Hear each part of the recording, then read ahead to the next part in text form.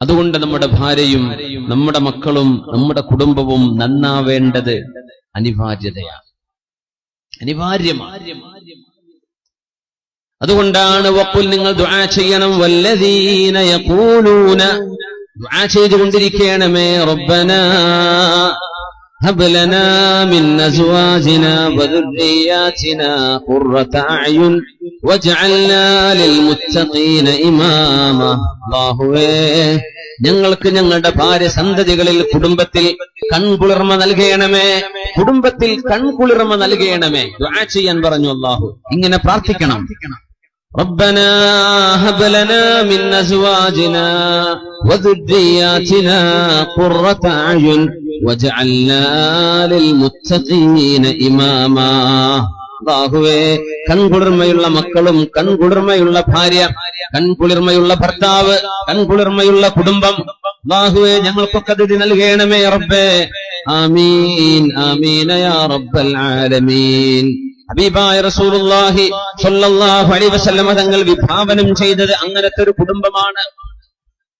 ആ കുടുംബം നശിപ്പിക്കലാണ് ഇന്നത്തെ ആധുനിക സംസ്കാരത്തിന്റെ മുഖമുദ്ര. കുടുംബ ബന്ധമില്ലാതെയാക്ക. ചെറുപ്പക്കാരോട് പറയാ, എന്ത് ചെയ്യാ, കല്യാണമൊന്നും കഴിക്കേണ്ട, അങ്ങനെ നടന്നാ മതി, കാര്യങ്ങളൊക്കെ നടന്നു പോകുന്നുണ്ടല്ലോ, കല്യാണം വേണ്ട, അത് ബാധ്യതയാണ് എന്ന് പറയാം. കല്യാണം, വിവാഹം എന്ന് പറയുന്നത് ഉത്തരവാദിത്വമല്ലേ, അതിന് ചെയ്യണ്ട എന്ന് മക്കളെ പഠിപ്പിക്കുകയും അങ്ങനെ പ്രബോധനം ചെയ്യുകയും ചെയ്യുന്ന ആളുകൾ.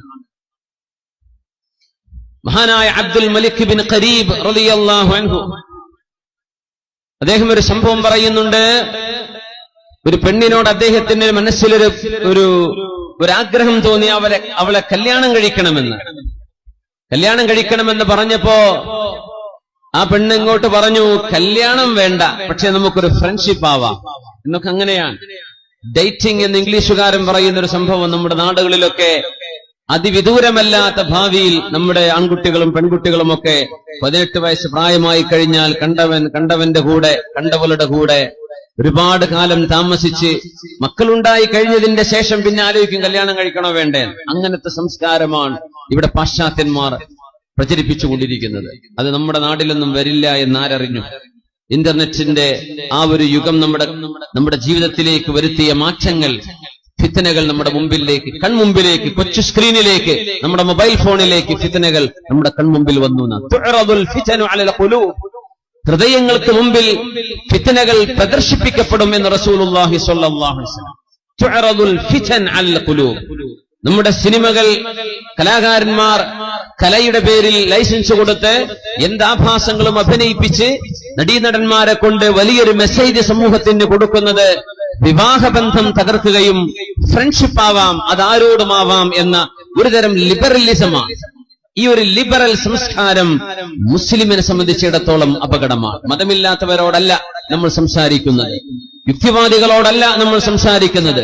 ലാ ഇലാഹ ഇല്ലല്ലാഹ് മുഹമ്മദുർ റസൂലുള്ളാഹ് എന്ന് വിശ്വസിക്കുന്ന മുഅ്മിനീങ്ങളോടാണ്. അവരെ സംബന്ധിച്ചിടത്തോളം ഇത് അപകടമാണ്. അവർക്ക് ഇത് അപകടമാണ്. നാളെ പരലോകം നഷ്ടപ്പെടാൻ കാരണമാണ്, എല്ലാവർക്കും നഷ്ടപ്പെടാൻ കാരണമാണ്. പക്ഷേ മുഅ്മിനീങ്ങളോട് പറയേണ്ടത് നമ്മുടെ ബാധ്യതയാണ്. അബ്ദുൽ മലിക് ബിൻ ഖരീബ് അദ്ദേഹം അനുഭവം പറയാൻ, ആ പെണ്ണിനോട് കല്യാണം കഴിക്കട്ടെ എന്ന് ചോദിച്ചപ്പോ അവള് പറഞ്ഞു, കല്യാണം വേണ്ട, നമുക്കൊരു ഫ്രണ്ട്ഷിപ്പ് ആവാം. അദ്ദേഹം പറഞ്ഞു, വേണ്ട എങ്കിൽ വേണ്ട എന്ന് പറഞ്ഞു. അങ്ങനെയൊക്കെ ഒന്ന് തുറന്ന് പറയാനുള്ള ആർജവം നമ്മുടെ ചെറുപ്പക്കാർക്കൊക്കെ അല്ലാഹു നൽകട്ടെ. ആമീൻ യാ റബ്ബൽ ആലമീൻ. അങ്ങനെ പിന്നെ അവളുടെ മനസ്സിലൊരു ആഗ്രഹം തോന്നി, ഈ ചെറുപ്പക്കാരൻ തിരക്കേടില്ലല്ലോ, അവനെ ഒരു പുതിയാപ്പിളയായി ഒരു ഭർത്താവായി ജീവിതത്തിലേക്ക് സ്വീകരിക്കാമെന്ന് അവൾക്ക് തോന്നി. പിന്നീട്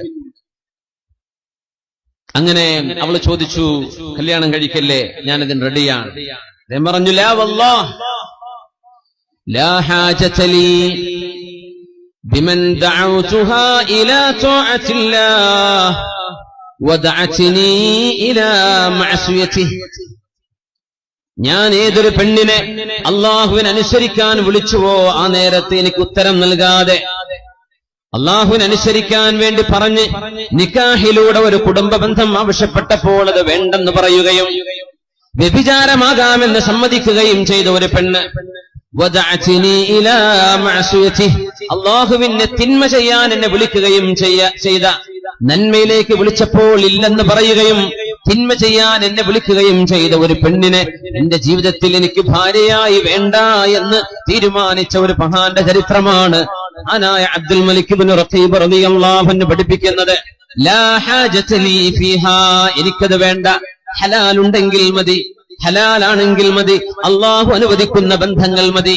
ആ രീതിയിലേക്ക് നമ്മുടെ ചിന്തകൾ കൊണ്ടുപോവാൻ ഈ കാലഘട്ടത്തിൽ പ്രയാസമുണ്ട്. നമ്മുടെ യുവാക്കളോട്, ചെറുപ്പക്കാരോട് പറയട്ടെ, അള്ളാഹുവിന്റെ ഹബീബ് ചെറുപ്പക്കാരെ സംബന്ധിച്ച് പറഞ്ഞത് ഉസീകും ബിശ്ശബാബി ഖൈറാ, എന്റെ യുവാക്കളോട് നിങ്ങൾ നന്നായി പെരുമാറണമേ, യുവാക്കളോട് നന്നായി പെരുമാറണമേ. ഹബീബായ തങ്ങളുടെ ഹദീസാണത് സല്ലല്ലാഹു അലൈഹി വസല്ലം.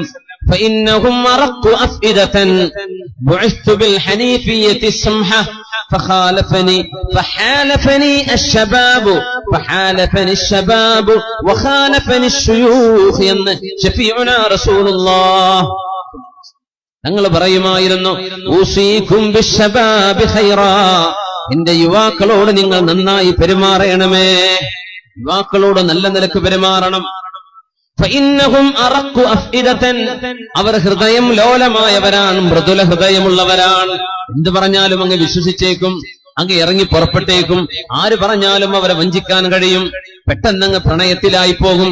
2 ദിവസം കൊണ്ട് കാമുകനായി ഭ്രാന്തി പിടിച്ച് ശരീരം മെലിഞ്ഞുണങ്ങി. ഇങ്ങനെയൊക്കെ ആവാൻ അവരുടെ ഹൃദയം ലോലമാണ്. അറഖു അഫ്ഇദതൻ ബുഇസ്തു ബിൽ ഹനീഫിയത്തി സംഹാ, അള്ളാഹു എന്നെ നേരായ ഋജുവായ ഇസ്ലാമുമായി പറഞ്ഞയച്ചപ്പോൾ ഹാലഫനി ശബാബ്, ചെറുപ്പക്കാരാണ് എന്റെ കൂടെ വന്നത്. ഫഹാലഫനി ശുയൂഖ്, പ്രായമുള്ള ആളുകളൊക്കെ എനിക്കെതിരായിരുന്നു. അതുകൊണ്ട് എന്റെ കൂടെ നിന്ന ചെറുപ്പക്കാർക്ക് തെറ്റുപറ്റുമ്പോൾ നിങ്ങൾ അവർക്ക് നല്ല നിലക്ക് പറഞ്ഞു കൊടുക്കണമേ. ഊസീകും ബിശ്ശബാബി ഖൈറാ, യുവാക്കളോട് നിങ്ങൾ നന്മ ചെയ്യണമേ, അവർക്ക് നല്ല നിലയിൽ പറഞ്ഞു കൊടുക്കണമേ എന്ന അഷ്റഫുൽ ഖൽഖിന്റെ ഹദീസിൽ നിന്നാണ് നമ്മൾ ആരംഭിക്കുന്നത്. നല്ല നിലക്കുള്ള സാരോപദേശം, ആക്ഷേപം, കുറ്റപ്പെടുത്തലുകളല്ല. ഉപദേശം, സാരോപദേശം. വതവാസൗ ബിൽ ഹഖ് വതവാസൗ ബിസ്സബ്ർ, നന്മ ചെയ്യാൻ പരസ്പരം ഉപദേശിക്കണമേ, ക്ഷമിക്കാൻ പരസ്പരം ഉപദേശിക്കണമേ. അള്ളാഹുവിൽ വിശ്വസിക്കുകയും സൽക്കർമ്മങ്ങൾ അനുഷ്ഠിക്കുകയും നന്മ ചെയ്യാൻ പരസ്പരം പറയുകയും ക്ഷമിക്കാൻ ഉപദേശിക്കുകയും ചെയ്യുന്ന ആളുകൾക്ക് നാളെ അള്ളാഹുവിന്റെ മുമ്പിൽ വിജയിക്കാൻ കഴിയും. ബാക്കിയുള്ള മുഴുവൻ ആളുകളും പരാജയത്തിലല്ലോ. വൽ അസ്രി ഇന്നൽ ഇൻസാന ലഫീ ഖുസ്ർ, അതുകൊണ്ട് മനുഷ്യ സമൂഹത്തിന് പരാജയമെന്ന് അള്ളാഹു പറയുകയും 4 കർമ്മങ്ങൾ ചെയ്യുന്നവർക്കൊഴികെ, അവരിൽ ഒന്ന് വതവാസൗ ബിൽ ഹഖ്, ഹഖ് പരസ്പരം ഉപദേശിക്കുകയും വതവാസൗ ബിസ്സബ്ർ, സബ്ർ പരസ്പരം ഉപദേശിക്കുകയും ചെയ്യുന്നവരത്രേ. അല്ലാഹു ആ വിഭാഗത്തിൽ നമ്മെ പെടുത്തി തരട്ടെ. ആമീൻ യാ റബ്ബൽ ആലമീൻ. ഒരു കുടുംബത്തിലേക്ക് ഒരു കുടുംബിനി കയറി വരുമ്പോ ആ വീടിന്റെ ഉള്ളിൽ ഒരു കുടുംബിനിയായി, ഒരു അംഗമായി ഒരു പെണ്ണ് കല്യാണം കഴിഞ്ഞ് കടന്നു വന്ന അന്നു മുതൽ മരണത്തോടുകൂടെ ജീവിച്ചു പിരിയാൻ പോകുന്ന ആളുകളുണ്ടാകും. അല്ലാഹുവിന്റെ ഖളാ ഉണ്ടെങ്കിൽ അവർ തന്നെയായിരിക്കും നാളെ സ്വർഗലോകത്തും ഭാര്യമാർ. ചിലർക്ക് അങ്ങനെയല്ല, ജീവിതത്തിലേക്ക് ഇണയായി കയറി വന്നു, പക്ഷേ കുറച്ചു നാൾ നീണ്ടു നിന്നു, പിന്നെ അവർക്ക് പിരിയേണ്ടി വന്നു. അതിൽ അല്ലാഹു അവർക്ക് നന്മ വെച്ചിട്ടുണ്ടാകും. ചില ആളുകൾ പ്രത്യക്ഷത്തിൽ കണ്ടാൽ ഒരു യോജിപ്പും തോന്നില്ല, പ്രത്യക്ഷത്തിൽ കണ്ടാൽ ഒരു യോജിപ്പും തോന്നില്ല. നല്ല അതിസുന്ദരിയായ ഒരു പെണ്ണ്, തീരെ സൗന്ദര്യമില്ലാത്ത ഒരാളെ കല്യാണം കഴിച്ചപ്പോ അവർ രണ്ടുപേരും കുറച്ചു കാലം കഴിഞ്ഞപ്പോ അങ്ങനെ ചോദിക്കുകയാണ്, അല്ല, ഈ നല്ല ഗ്ലാമറൊക്കെ ഉള്ള ഭംഗിയുള്ള ഒരു പുതിയാപ്പിളെ എനിക്ക് കിട്ടുമായിരുന്നിരിക്കെ നിങ്ങളെ എനിക്ക് അള്ളാഹു ഇണയാക്കി തന്നതിന്റെ അത്ഭുതം എനിക്ക് മാറിയിട്ടില്ല. പെണ്ണ് അങ്ങോട്ട് പറയാണ്.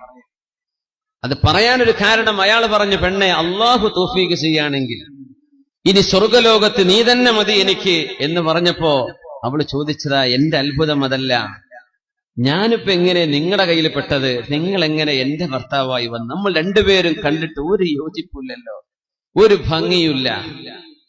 അങ്ങനെ ഇരുന്നപ്പോ അദ്ദേഹം പറഞ്ഞു, ആ പെണ്ണ് പറഞ്ഞു, അതെ, എനിക്ക് മനസ്സിലായി, നിങ്ങൾ ജീവിതത്തിൽ ഒരന്യ പെണ്ണിനെ കണ്ണുയർത്തി നോക്കാത്തൊരു മനുഷ്യനാണ്.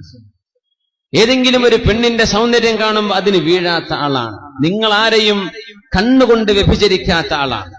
അതൊരു വലിയ വിഷയമാണ്. ഉലമാ പറയും, ഇൽമു പഠിപ്പിക്കുന്ന പണ്ഡിതന്മാർ പോലും പ്രായപൂർത്തിയെത്തിയ പെണ്ണുങ്ങളുടെ കൂടെ ഒറ്റയ്ക്കൊരു റൂമിലിരിക്കാൻ പാടില്ല, ഹറാമാണെന്നാണ്. ഖുർആൻ പഠിപ്പിക്കാനോ മദ്രസ ക്ലാസ് എടുക്കാനോ എന്തോ ആവട്ടെ, ഒരു പ്രായപൂർത്തിയെത്തിയ പെൺകുട്ടിയും ഒരു ഉസ്താദും ഒറ്റയ്ക്ക് റൂമിലിരിക്കൽ ഹറാമാണ്.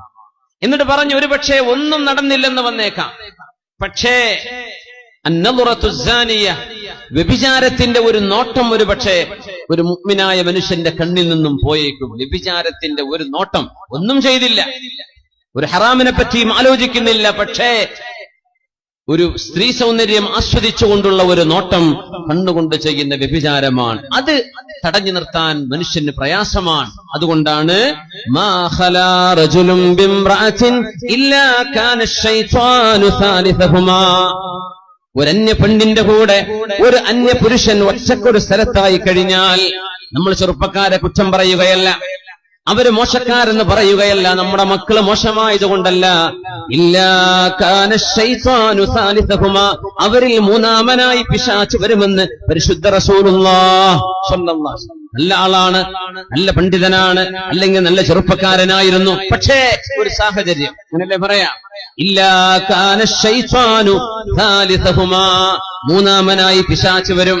അപ്പൊ ഈ പെണ്ണ് പറയാൻ, എന്റെ അത്ഭുതം, നിങ്ങൾ അല്ലാഹുവിനെ കണ്ണുകൊണ്ട് വഞ്ചിക്കാതിരുന്നപ്പോൾ യഅലമു ഖായിനതൽ അയുനി വമാ തുഖ്ഫിസ് സുദൂർ, കണ്ണുകൾ ഒളിപ്പിച്ചു വെക്കുന്നത് അല്ലാഹു അറിയുന്നുണ്ട്. വമാ തുഖ്ഫിസ് സുദൂർ, ആ കണ്ണുകൾ നിങ്ങൾ നിയന്ത്രിച്ചപ്പോ നിങ്ങളുടെ നന്മക്ക് പകരം അല്ലാഹു നിങ്ങൾക്ക് ചെയ്ത നന്മയായിരിക്കണം എന്നെ നിങ്ങൾക്ക് അല്ലാഹു ഭാര്യയാക്കി തന്നത്. പിന്നെ ഞാൻ ചെയ്ത പാപങ്ങൾക്ക് അല്ലാഹു എനിക്ക് തന്ന ശിക്ഷയായിരിക്കണം അല്ലാഹു എനിക്ക് നിങ്ങളെ തന്നത്. അല്ലാഹു ദുന്യാവിൽ രണ്ടുപേരെയും ദുന്യാവിൽ ഒരുമിച്ച് കൂട്ടിയിട്ടുണ്ടെങ്കിൽ നാളെ പരലോകത്തും അല്ലാഹു ഒരുമിച്ച് കൂട്ടിത്തന്നാൽ എനിക്ക് സന്തോഷമേ ഉള്ളൂ, എനിക്ക് വിരോധമില്ല, എനിക്കതിന് പൊരുത്തമാണ്. ഒരു ഭാര്യയും ഭർത്താവും തമ്മിൽ നടക്കുന്ന ഒരു കോൺവെർസേഷൻ, സുബ്ഹാനല്ലാഹ്, ഇല്ലാ കാന അശ്ശൈത്വാനു സാലിസഹുമാ. അല്ലാമ സുഫിയാൻ സൗരി റളിയല്ലാഹു അൻഹു അവരുടെ ശിഷ്യന്മാരുടെ കൂടെ ഒരു മയ്യിത്ത് കാണാൻ വേണ്ടി പോവാണ്, ജനാസ അനുഗമിക്കാൻ. മരിച്ച വീട്ടിലേക്ക് അസാഇന് വേണ്ടി കടന്നു ചെല്ലുന്നു. അപ്പൊ കുറെ ശിഷ്യന്മാര് കൂടെയുണ്ട്. ഒരു വീട്ടിലേക്ക് കയറി ചെല്ല സ്വാഭാവികമാണ്, ദ്വായറക്കാനോ അല്ലാതെയൊക്കെ ആയിട്ട് ഉസ്താദുമാരും നാട്ടുകാരും ഒക്കെ ഒരു മരണ വീട്ടിലേക്ക് കടന്നു വരും, സ്വാഭാവികമാണ്. മഹാനായ സുഫിയാൻ സൗരി റളിയല്ലാഹു അൻഹുവിന്റെ ശ്രദ്ധയിൽപ്പെടുന്നു, തന്റെ ശിഷ്യഗണങ്ങളിൽ ഏതോ ഒരാൾ ആ വീട്ടിനകത്തേക്ക് വാതിൽ തുറന്നു കിടക്കുമ്പോ വാതിലുള്ളിലേക്ക് നോക്കുകയും ഒരു പെണ്ണിനെ നോക്കുകയും ചെയ്തത് മഹാനായ സുഫിയാൻ സൗരി തങ്ങളുടെ ശ്രദ്ധയിൽപ്പെട്ടു. ഉടനെ പറഞ്ഞു, നമുക്കിവിടെ നിന്ന് ഇറങ്ങിപ്പോവാം, അള്ളാഹുവിന്റെ പ്രതിഫലം കിട്ടാനാ ഒരു മയ്യത്ത്, ഒരു മരണമടഞ്ഞ വീട്ടിലേക്ക് നമ്മൾ വന്നത്. ആ വീട്ടിലേക്ക് വരുമ്പോൾ തിന്മയുമായി നമ്മൾ പോകുന്നത് ശരിയല്ലല്ലോ. അതുകൊണ്ട് മഅദല്ലാഹ്, ഈ ഒരു നന്മ നടക്കേണ്ട സ്ഥലത്ത് പോലും തിന്മ നടക്കുകയാണെങ്കിൽ അതിനേക്കാളും ഭേദം ഇവിടെ നിന്ന് ഇറങ്ങി ഓടുകയാണെന്ന് പറഞ്ഞ് ശിഷ്യഗണങ്ങളെയും കൊണ്ട് ഇറങ്ങിപ്പോയ അല്ലാമ സുഫിയാൻ സൗരി റളിയല്ലാഹു അൻഹു, ഐനുൻ ഖായിന, വഞ്ചിക്കുന്ന ഒരു കണ്ണ് അപകടമാണ്, വഞ്ചന ചെയ്യുന്ന കണ്ണുകൾ അപകടമാണ്. നമ്മൾ നഗരത്തിൽ ജീവിക്കുന്നവരാണ്, നമ്മുടെ ചുമരുകളിൽ പരസ്യ പലകകളിൽ കാണാൻ പാടില്ലാത്ത ചിത്രങ്ങൾ അവിടെ വരച്ചു വെച്ചിട്ടുണ്ട്, അല്ലെങ്കിൽ അവിടെ ഒട്ടിച്ചു വെച്ചിട്ടുണ്ട്, പെയിന്റ് ചെയ്ത് വെച്ചിട്ടുണ്ട്, ഫിക്സ് ചെയ്ത് വെച്ചിട്ടുണ്ട്. മുഅ്മിനെ, ഒരു ദിവസം ഒരു ടൗണിലൂടെ കടന്നുപോയി വീട്ടിലേക്ക് തിരിച്ചെത്തുമ്പോൾ എത്ര ഹറാമുകളായിരിക്കും നമ്മുടെ കണ്ണുകൊണ്ട് കാണുന്നത്. അതുകൊണ്ടാണല്ലോ ഹബീബായ തങ്ങൾ പറഞ്ഞത്, ഒരു നഗരത്തിലേക്ക് കടന്നു വരുമ്പോൾ നിങ്ങൾ ചൊല്ലണം, ലാ ഇലാഹ ഇല്ലല്ലാഹ് വഹ്ദഹു ലാ ശരീക ലഹ് ലഹുൽ മുൽക്കു വലഹുൽ ഹംദു യുഹ്യി വയുമീതു വഹുവ ഹയ്യുൻ ലാ യമൂതു ബിയദിഹിൽ ഖൈർ വഹുവ അലാ കുല്ലി ഷൈഇൻ ഖദീർ. ഒരു മാർക്കറ്റിലേക്ക്, ഒരു ഷോപ്പിംഗ് മാളിലേക്ക്, ഒരു നഗരത്തിലേക്ക് കടന്നു വരുമ്പോൾ ഈ ദിക്ർ ആരെങ്കിലും ഉച്ചരിച്ചു കഴിഞ്ഞാൽ അവർക്ക് 10 ലക്ഷം നന്മകൾ അല്ലാഹു കതബ ലഹു ബിഹാ അൽഫ ഹസന. 10 ലക്ഷം നന്മകൾ അല്ലാഹു ഒരു ദിക്ർ കാരണം കൊടുക്കുമെന്ന് പരിശുദ്ധ റസൂലുള്ളാഹി സ്വല്ലല്ലാഹു അലൈഹി വസല്ലം. അപ്പൊ നമ്മളൊക്കെ ടൗണിലായതുകൊണ്ട് ഒന്ന് ചൊല്ലി നോക്കിയാലേ, ചൊല്ലിക്കോളൂ, ലാ ഇലാഹ ഇല്ലല്ലാഹ് വഹ്ദഹു ലാ ശരീക ലഹ് ലഹുൽ മുൽക്കു വലഹുൽ ഹംദു യുഹ്യി വയുമീതു വഹുവ അലാ കുല്ലി ഷൈഇൻ ഖദീർ. ഒന്നുകൂടെ, ലാ ഇലാഹ ഇല്ലല്ലാഹ് വഹ്ദഹു ലാ ശരീക ലഹ് ലഹുൽ മുൽക്കു വലഹുൽ ഹംദു യുഹ്യി വയുമീതു ബിയദിഹിൽ ഖൈർ വഹുവ അലാ കുല്ലി ഷൈഇൻ ഖദീർ. لا إله إلا الله وحده لا شريك له له الملك وله الحمد يحيي ويميت وهو حي لا يموت بيده الخير وهو على كل شيء قدير. മൂന്ന് തട്ടുകളായിട്ട് ദിക്ർ കിടക്കുന്നു. ഒന്ന് മിനിമം, കുറച്ചു കൂടുതൽ, കുറെ കൂടുതൽ. بيده يحيي ويميت وهو حي لا يموت بيده الخير وهو على كل شيء قدير. റമളാൻ അല്ലെങ്കിൽ തന്നെ 10 ലക്ഷമാണ് കൂലി. 10 ലക്ഷം. റമളാൻ ആണെങ്കിൽ എത്രയായിരിക്കും? ഒരൊറ്റ ദിക്ർ 10 ലക്ഷം. ലോട്ടറി അടിക്കാന്നൊക്കെ പറയില്ലേ? ഇങ്ങനെ അള്ളാഹു നൽകുന്ന മഹത്തായ അള്ളാഹുവിന്റെ ബമ്പർ ഓഫറാണിത്. ഒരൊറ്റ ദിക്ർ. നഗരത്തിലേക്ക് കയറുമ്പോ, എന്തുകൊണ്ട് നഗരത്തിലേക്ക് കയറുമ്പോ മനുഷ്യന്റെ കണ്ണ് ചെയ്യുന്ന ഏറ്റവും വലിയ തിന്മകൾ നഗരത്തിലാണ് നടക്കുന്നത്. ഒരു സെയിൽസ്മാൻ ഷോപ്പിൽ സാധനം വിൽക്കുന്ന സമയത്ത് ഒരു കസ്റ്റമറോട് സംസാരിച്ചു കൊണ്ടിരിക്കുമ്പോൾ അനാവശ്യമായ ഏതെങ്കിലും ഒരു തമാശ ഒരു അന്യ പെണ്ണിനോട് പറയേണ്ടി വരുമ്പോ അവൻ പറയുമ്പോ നോക്കാൻ പാടില്ലാത്തിടത്തേക്ക് അവന്റെ കണ്ണുകൾ നിയന്ത്രിക്കാതെ ആരുടെയോ ഭാര്യമാരോട്, ആരുടെയോ പെങ്ങന്മാരോട്, ഏതോ നല്ല മക്കളുടെ ഉമ്മയോട് ദുഷിച്ച കണ്ണിന്റെ നോട്ടം ഒരു ഷോപ്പുടമയോ അവിടെ നിൽക്കുന്ന സെയിൽസ്മാൻമാരോ നോക്കുന്ന നേരം എത്ര വലിയ ഹറാമുകളാണ്. തകാദു സമാവാതു വൽ അർളു അൻ യതഫത്തർന മിൻ. ഗുരുതരമായ തെറ്റുകൾ നടക്കുന്ന സാഹചര്യങ്ങൾ ഇവിടെയുണ്ട്. ഹബീബായ തങ്ങളുടെ മുമ്പിൽ വന്ന് പറഞ്ഞുവല്ലോ, യാ റസൂലല്ലാഹ്, അല്ലാഹുവിന്റെ നബിയെ, ഞാനൊരു ഷോപ്പുടമയായിരുന്നു. കാരക്കയിൽ മുന്തിയത് വേണമെന്ന് പറഞ്ഞ് ഒരു പെണ്ണ് കടന്നു വന്നപ്പോ അതിസൗന്ദര്യമുള്ള ആ പെണ്ണിനെ അകത്തേക്ക് വിളിച്ചിട്ട് ഞാൻ പറഞ്ഞു, ഏറ്റവും മുന്തിയത് അകത്തുണ്ടെന്ന് പറഞ്ഞ് നുണ പറഞ്ഞു നബിയെ, നുണ പറഞ്ഞു നബിയെ, ഞാൻ നുണ പറഞ്ഞു. ആ പെണ്ണിനെ ഞാൻ ചുംബിക്കുകയുണ്ടായി. അള്ളാഹു എനിക്കത് പുറത്തു തരുമോ നബിയെ? എനിക്ക് പേടിയാവുന്നു റസൂലെ, ഞാൻ ചെയ്യാൻ പാടില്ലാത്ത ചെയ്തു പോയി നബിയെ. റസൂലുള്ളാഹി സ്വല്ലല്ലാഹു അലൈഹി വസല്ലം തങ്ങൾ പറയുകയാണ്, ഇന്നൽ ഹസനാതി യുദ്ഹിബിനസ് സയ്യിആത്ത്, ഇന്നൽ ഹസനാതി യുദ്ഹിബിനസ് സയ്യിആത്ത്. തിന്മകളെ മായ്ച്ചു കളയാൻ നിങ്ങൾ ഒരുപാട് നന്മ ചെയ്യണമേ, ഒരുപാട് നന്മ ചെയ്യണം. നിങ്ങൾ ഒരുപാട് നന്മ ചെയ്തെങ്കിലേ തിന്മകൾ മായ്ക്കപ്പെടുകയുള്ളൂ. അതുപോലെയുള്ള തിന്മകൾ നടക്കുന്നത് അങ്ങാടികളിലാണ്, ടൗണുകളിലാണ്, നമ്മുടെ ഷോപ്പിംഗ് മാളുകളിലാണ്. കോളേജിൽ നിന്ന് വിട്ടുവരുന്ന കുട്ടികൾ, സ്കൂളിൽ നിന്ന് വിട്ടുവരുന്ന പ്ലസ് ടു കഴിഞ്ഞ വിദ്യാർത്ഥിനികൾ ഷോപ്പിംഗ് മാളിലൂടെ വിലസിക്കൊണ്ടിരിക്കും. എന്തിനാണ് നടക്കുക? ഒന്നിനല്ല, വെറുതെ നടക്കാൻ. എയർ കണ്ടീഷൻ ചെയ്ത ഒരു ബിൽഡിംഗ് അല്ലയോ, വെറുതെ അങ്ങ് നടക്കാം. ആ ഒരു നടത്തത്തിലൂടെ എത്ര കണ്ണുകളാണ് അവിടെ വ്യഭിചരിച്ചുകൊണ്ടിരിക്കുന്നത്, എത്രയേറെ കാതുകളാണ് വ്യഭിചാരത്തിന്റെ കഥകൾ കേട്ടുകൊണ്ടിരിക്കുന്നത്, എത്ര നാവുകളാണ് വ്യഭിചാരം പറഞ്ഞുകൊണ്ടിരിക്കുന്നത്. അള്ളാഹുവിന് ഇഷ്ടമല്ല. അതുകൊണ്ടാണ് അള്ളാഹുവിന്റെ ഭൂമിയിലെ ഏറ്റവും അള്ളാഹുവിന് വെറുപ്പുള്ള ഇടം അങ്ങാടികളും ടൗണുകളുമാണെന്ന് പരിശുദ്ധ റസൂലുള്ളാഹി സ്വല്ലല്ലാഹു അലൈഹി വസല്ലം. കണ്ണുകളെ നിയന്ത്രിക്കുന്നവർക്ക് അള്ളാഹു നൽകുന്ന പ്രതിഫലം സ്വാലിഹത്തായ ഒരു ഭാര്യയാണ്, അള്ളാഹു ഇഷ്ടപ്പെടുന്ന ഒരു ഭാര്യയാണ്. അള്ളാഹു ഇഷ്ടപ്പെടുന്ന ഒരു ഭാര്യ, കണ്ണുകളെ നിയന്ത്രിക്കുന്നവർക്ക് അള്ളാഹു നൽകും ആ സൗഭാഗ്യം. അള്ളാഹു നമ്മുടെ ചെറുപ്പക്കാർക്ക് അത് നൽകട്ടെ. വിവാഹം കഴിഞ്ഞവർക്കും അള്ളാഹു അമ്മാ സലഫ്, കഴിഞ്ഞു പോയതൊക്കെ പുറത്തു കൊടുത്ത് അള്ളാഹു നമുക്കും ആ സൗഭാഗ്യം തരട്ടെ.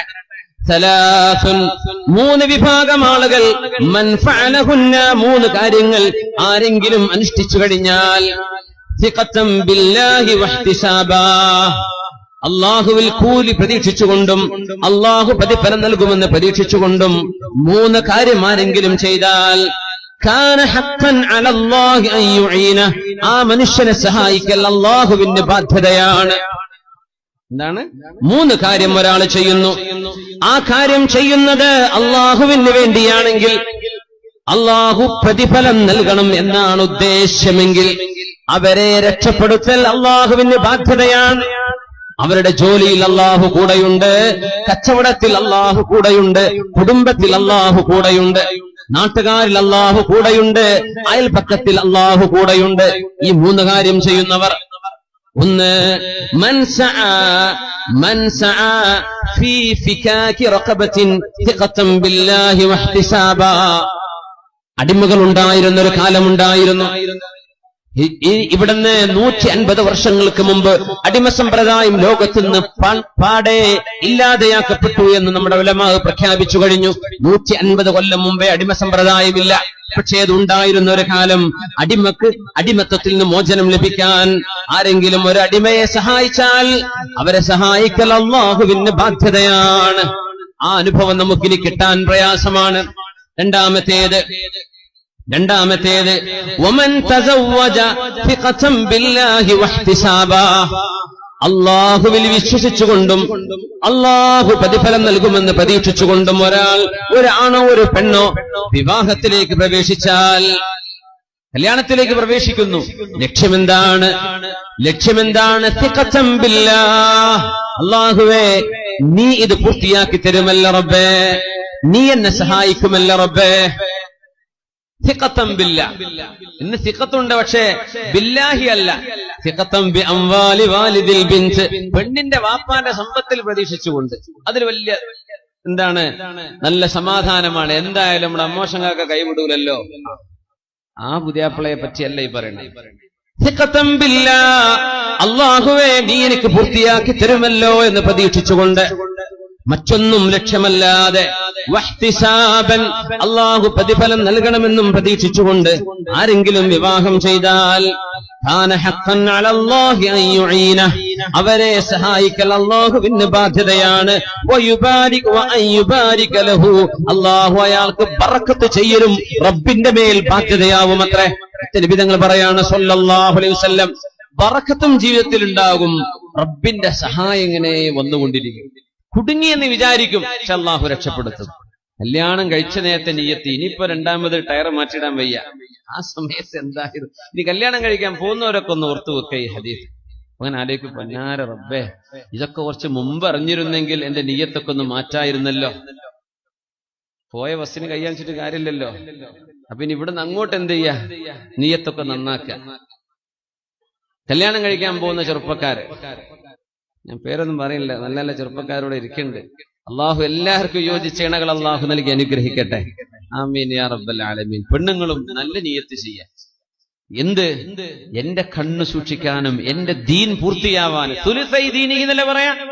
ദീനിന്റെ 2/3 ഭാഗം പൂർത്തിയായി കഴിഞ്ഞു കല്യാണം കഴിയുമ്പോഴേക്കും. ആ കല്യാണം നമ്മൾ യാഥാസാക്കി മാറ്റിടുന്നത് അവിടെയാണ് നമ്മൾ സങ്കടം. സുബ്ഹാനല്ലാഹ്. തുലുസൈ ദീനിഹി من تزوج بامرأة فقد أحرز ثلثي دينه فليتق الله في الثلث الباقي. നിക്കാഹിന്റെ സദസ്സുകളിൽ നമ്മുടെ ഖതീബുമാർ ചൊല്ലുന്ന ഖുതുബയിൽ കാണാമല്ലോ, ഇത് നമ്മൾ കേൾക്കാറുണ്ടല്ലോ. ദീൻ എന്നത് 3 ഭാഗമാക്കി കഴിഞ്ഞാൽ ആ 2/3 ഭാഗം തന്നെ പൂർത്തിയായി നിക്കാഹോടുകൂടെ. അല്ലാഹുവേ ഞാനൊരു പുതിയ ആപ്പിളയെ സ്വീകരിക്കുമ്പോ, അല്ലാഹുവേ ഞാനൊരു പുതിയ പെണ്ണിനെ സ്വീകരിക്കുമ്പോ എന്റെ ലക്ഷ്യം എന്റെ ദീൻ പൂർത്തിയാവണം. എന്റെ ശരീരം വ്യഭിചാരത്തിലേക്ക് പോവാതെ, എന്റെ കണ്ണും കാതും നാവും വ്യഭിചാരത്തിലേക്ക് പോവാതെ, ശരീരത്തിന്റെ അവയവങ്ങളിൽ 2/3 ഭാഗം സംരക്ഷിക്കപ്പെടുന്ന അള്ളാഹു നൽകുന്ന സംരക്ഷണം വിവാഹത്തിലൂടെയാണ്. വിധങ്ങൾ പറയുന്നു, അത്തരക്കാരെ സഹായിക്കൽ അള്ളാഹുവിന്റെ നിർബന്ധമാണ്. അള്ളാഹുക്ക് നിർബന്ധമാണത്രേ. സുബ്ഹാനല്ലാഹ്. ഹഖ്ഖുൻ അലല്ലാഹ് വമൻ അഹ്യാ അർളൻ മൈതതൻ ഫിഖതൻ ബില്ലാഹി വഹ്തിസാബാ. ഇത് കർഷകർക്കുള്ളതാണ്. അപ്പൊ നമ്മൾ കാസർഗോട്ടർക്ക് പറഞ്ഞിട്ടില്ലേ, നമ്മള് വിസെടുത്ത് പോകാനാണല്ലേ, നാട്ടിൽ കൃഷിയൊന്നും ഇല്ലല്ലോ. സുബ്ഹാനല്ലാഹ്.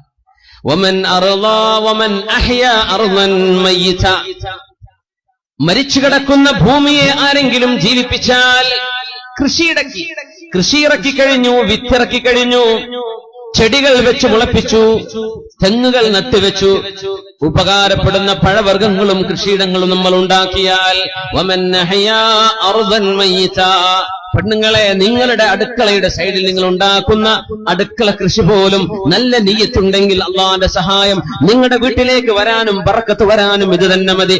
അർളൻ മയ്യിത, കൃഷിയില്ലാതിരുന്ന ഒരു സ്ഥലത്ത് നിങ്ങൾ കൃഷി ഇറക്കുകയാണെങ്കിൽ, നബി തങ്ങൾ പറയുന്നു സല്ലല്ലാഹു അലൈഹി വസല്ലം, സിഖതൻ ബില്ലാഹി വഹ്തിസാബാ കാന ഹഖ്ഖൻ അലല്ലാഹി അൻ യുഈനഹു വഅൻ യുബാരിക ലഹു. അല്ലാഹു ബറക്കത്ത് ചെയ്യുമത്രേ. റസൂലുള്ളാഹി തങ്ങൾ പറയുന്നു സ്വല്ലല്ലാഹു അലൈഹി വസല്ലം, സലാസത്തുൻ ഹഖ്ഖുൻ അലല്ലാഹി ഔനുഹും, അല്ലാഹു സഹായിക്കൽ റബ്ബിന്റെ ബാധ്യതയാണത്രേ.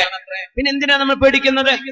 ഇയകൂനു ഫുഖറാഅ യുഗ്നിഹുമുല്ലാഹു മിൻ ഫദ്ലി, അവരെ ദാരിദ്ര്യമുള്ളവരാണെങ്കിൽ അല്ലാഹു സുബ്ഹാനഹു വ തആല അവന്റെ ഔദാര്യം കൊണ്ട് സമ്പത്ത് നൽകുമല്ലോ. അല്ലാഹു സമ്പത്ത് നൽകും. നിക്കാഹ് ചെയ്യുമ്പോൾ അല്ലാഹുവാണ് ലക്ഷ്യമെങ്കിൽ നമ്മുടെ ലക്ഷ്യം അല്ലാഹു നന്നാക്കി തരട്ടെ. ലക്ഷ്യം നന്നാവലാണ് വിഷയം, അതാണ് വിഷയം. ബാക്കിയൊക്കെ അതിന്റെ കൂടെ വരും. നമ്മൾ ഒച്ചപ്പാടും ബഹളമൊന്നുമല്ലല്ലോ വിഷയം. ഒച്ചപ്പാടും ബഹളവും എന്തിപ്പോ സംഘടനാ പ്രവർത്തനങ്ങളാണെങ്കിൽ തന്നെ നമ്മൾ ഒരുപാട് ചെയ്തു, അതല്ല നമ്മൾ എന്തിനു ചെയ്തു, വിഷയം. നമ്മുടെ നിയ്യത്ത് എന്തായിരുന്നു, അതാണ് അള്ളാഹു നോക്കുള്ളൂ. അത് കുറച്ചാണെങ്കിലും കുറച്ചാണെങ്കിലും അള്ളാഹു അത് കൂട്ടിത്തരും, ബർക്കത്താക്കി തരും. കൂടുതലാണ്, ഒരുപാട് ചെയ്തു, നിയ്യത്ത് എന്തോ ആയിരുന്നു, അള്ളാഹു സ്വീകരിക്കണില്ലല്ലോ. യാ അല്ലാഹ്, സലാസുൻ ഹഖ്ഖുൻ അലല്ലാഹി ഔനുഹും. മഹാനായ മാലിക് ഇബ്നു ദീനാർ റളിയല്ലാഹു അൻഹു പറയുന്നു, ജന്നാത്തുൻ നഈമി ബൈനൽ ഫിർദൗസി വ ജന്നാത്തു അദൻ. ജന്നത്തുൽ ഫിർദൗസ് എന്ന് പറയുന്ന സ്വർഗം, ജന്നാത്തുൻ നഈം എന്ന സ്വർഗം ഫിർദൗസിന്റെയും ജന്നത്തു അദനിന്റെയും ഇടയിലാണത്രേ. ജന്നാത്തുൻ നഈം എന്നത് ബൈനൽ ഫിർദൗസി വ ബൈന ജന്നാത്തി അദൻ. അദൻ ജന്നത്തുകളുടെയും ഫിർദൗസ് ജന്നത്തിന്റെയും ഇടയിലാണ് ജന്നാത്തുൻ നഈം എന്ന് പറയുന്ന സ്ഥലം. ഫീഹാ ജവാരിൻ ഖുലിഖന മിൻ വർദിൽ ജന്ന, സ്വർഗത്തിന്റെ പൂക്കളാൽ നിർമ്മിക്കപ്പെട്ട പെൺകുട്ടികൾ അവിടെയുണ്ട്. യസ്കുനുഹല്ലദീന ഹമ്മൂ ബിൽ മആസി ഫലമ്മാ ദകറുല്ലാഹ റാഖബൂ. ആർക്കാണ് ആ സ്വർഗം അല്ലാഹു ഒരുക്കി വെച്ചത് എന്നറിയുമോ? ചെറുകോട് മണിക്കോത്ത് ഖതീബ് അഹ്ലൻ അഹ്ലൻ ഫളൽ. മുബാറക് ഹസനാജി കാഞ്ഞങ്ങാട് മൊത്തം അൽഹംദുലില്ലാഹ് അൽഹംദുലില്ലാഹ്. മാലിക് ഇബ്നു ദീനാർ റളിയല്ലാഹു അൻഹു പറയുന്നു, ജന്നാത്തുൻ നഈമി ബൈനൽ ഫിർദൗസി വ ജന്നാത്തു അദൻ. ജന്നത്തു അദനിന്റെയും ജന്നത്തുൽ ഫിർദൗസിന്റെയും ഇടയിലുള്ള സ്വർഗമാണ് ജന്നാത്തുൻ നഈം. അവിടെ അല്ലാഹു തആല ഒരുക്കി വെച്ച സഹധർമ്മിണിമാർ ആർക്കാണെന്നറിയുമോ? യസ്കുനുഹല്ലദീന ഹമ്മൂ ബിൽ മആസി. വ്യഭിചാരം പോലെയുള്ള തിന്മ ചെയ്യാൻ മനസ്സ് പറയുകയും തിന്മയെ സംബന്ധിച്ച് ആലോചിക്കുകയും മനക്കോട്ട കെട്ടുകയും ചെയ്തതിന്റെ ശേഷം കാര്യങ്ങളൊക്കെ ഒത്തുവരുന്നുണ്ട് എന്ന് തോന്നിയപ്പോ, പിടിച്ചിടത്തേക്ക് കിട്ടുമെന്ന് തോന്നിയപ്പോ, കൂടെ പിടിച്ചാൽ ഓടിവരുമെന്ന് പറഞ്ഞപ്പോ, തന്റെ കൂടെ ഒളിച്ചോടി വരാൻ ഒരുക്കമാണ് എന്ന് പറഞ്ഞപ്പോ, അവർ അല്ലാഹുവിനെ പേടിക്കുകയും അല്ലാഹുവിനെ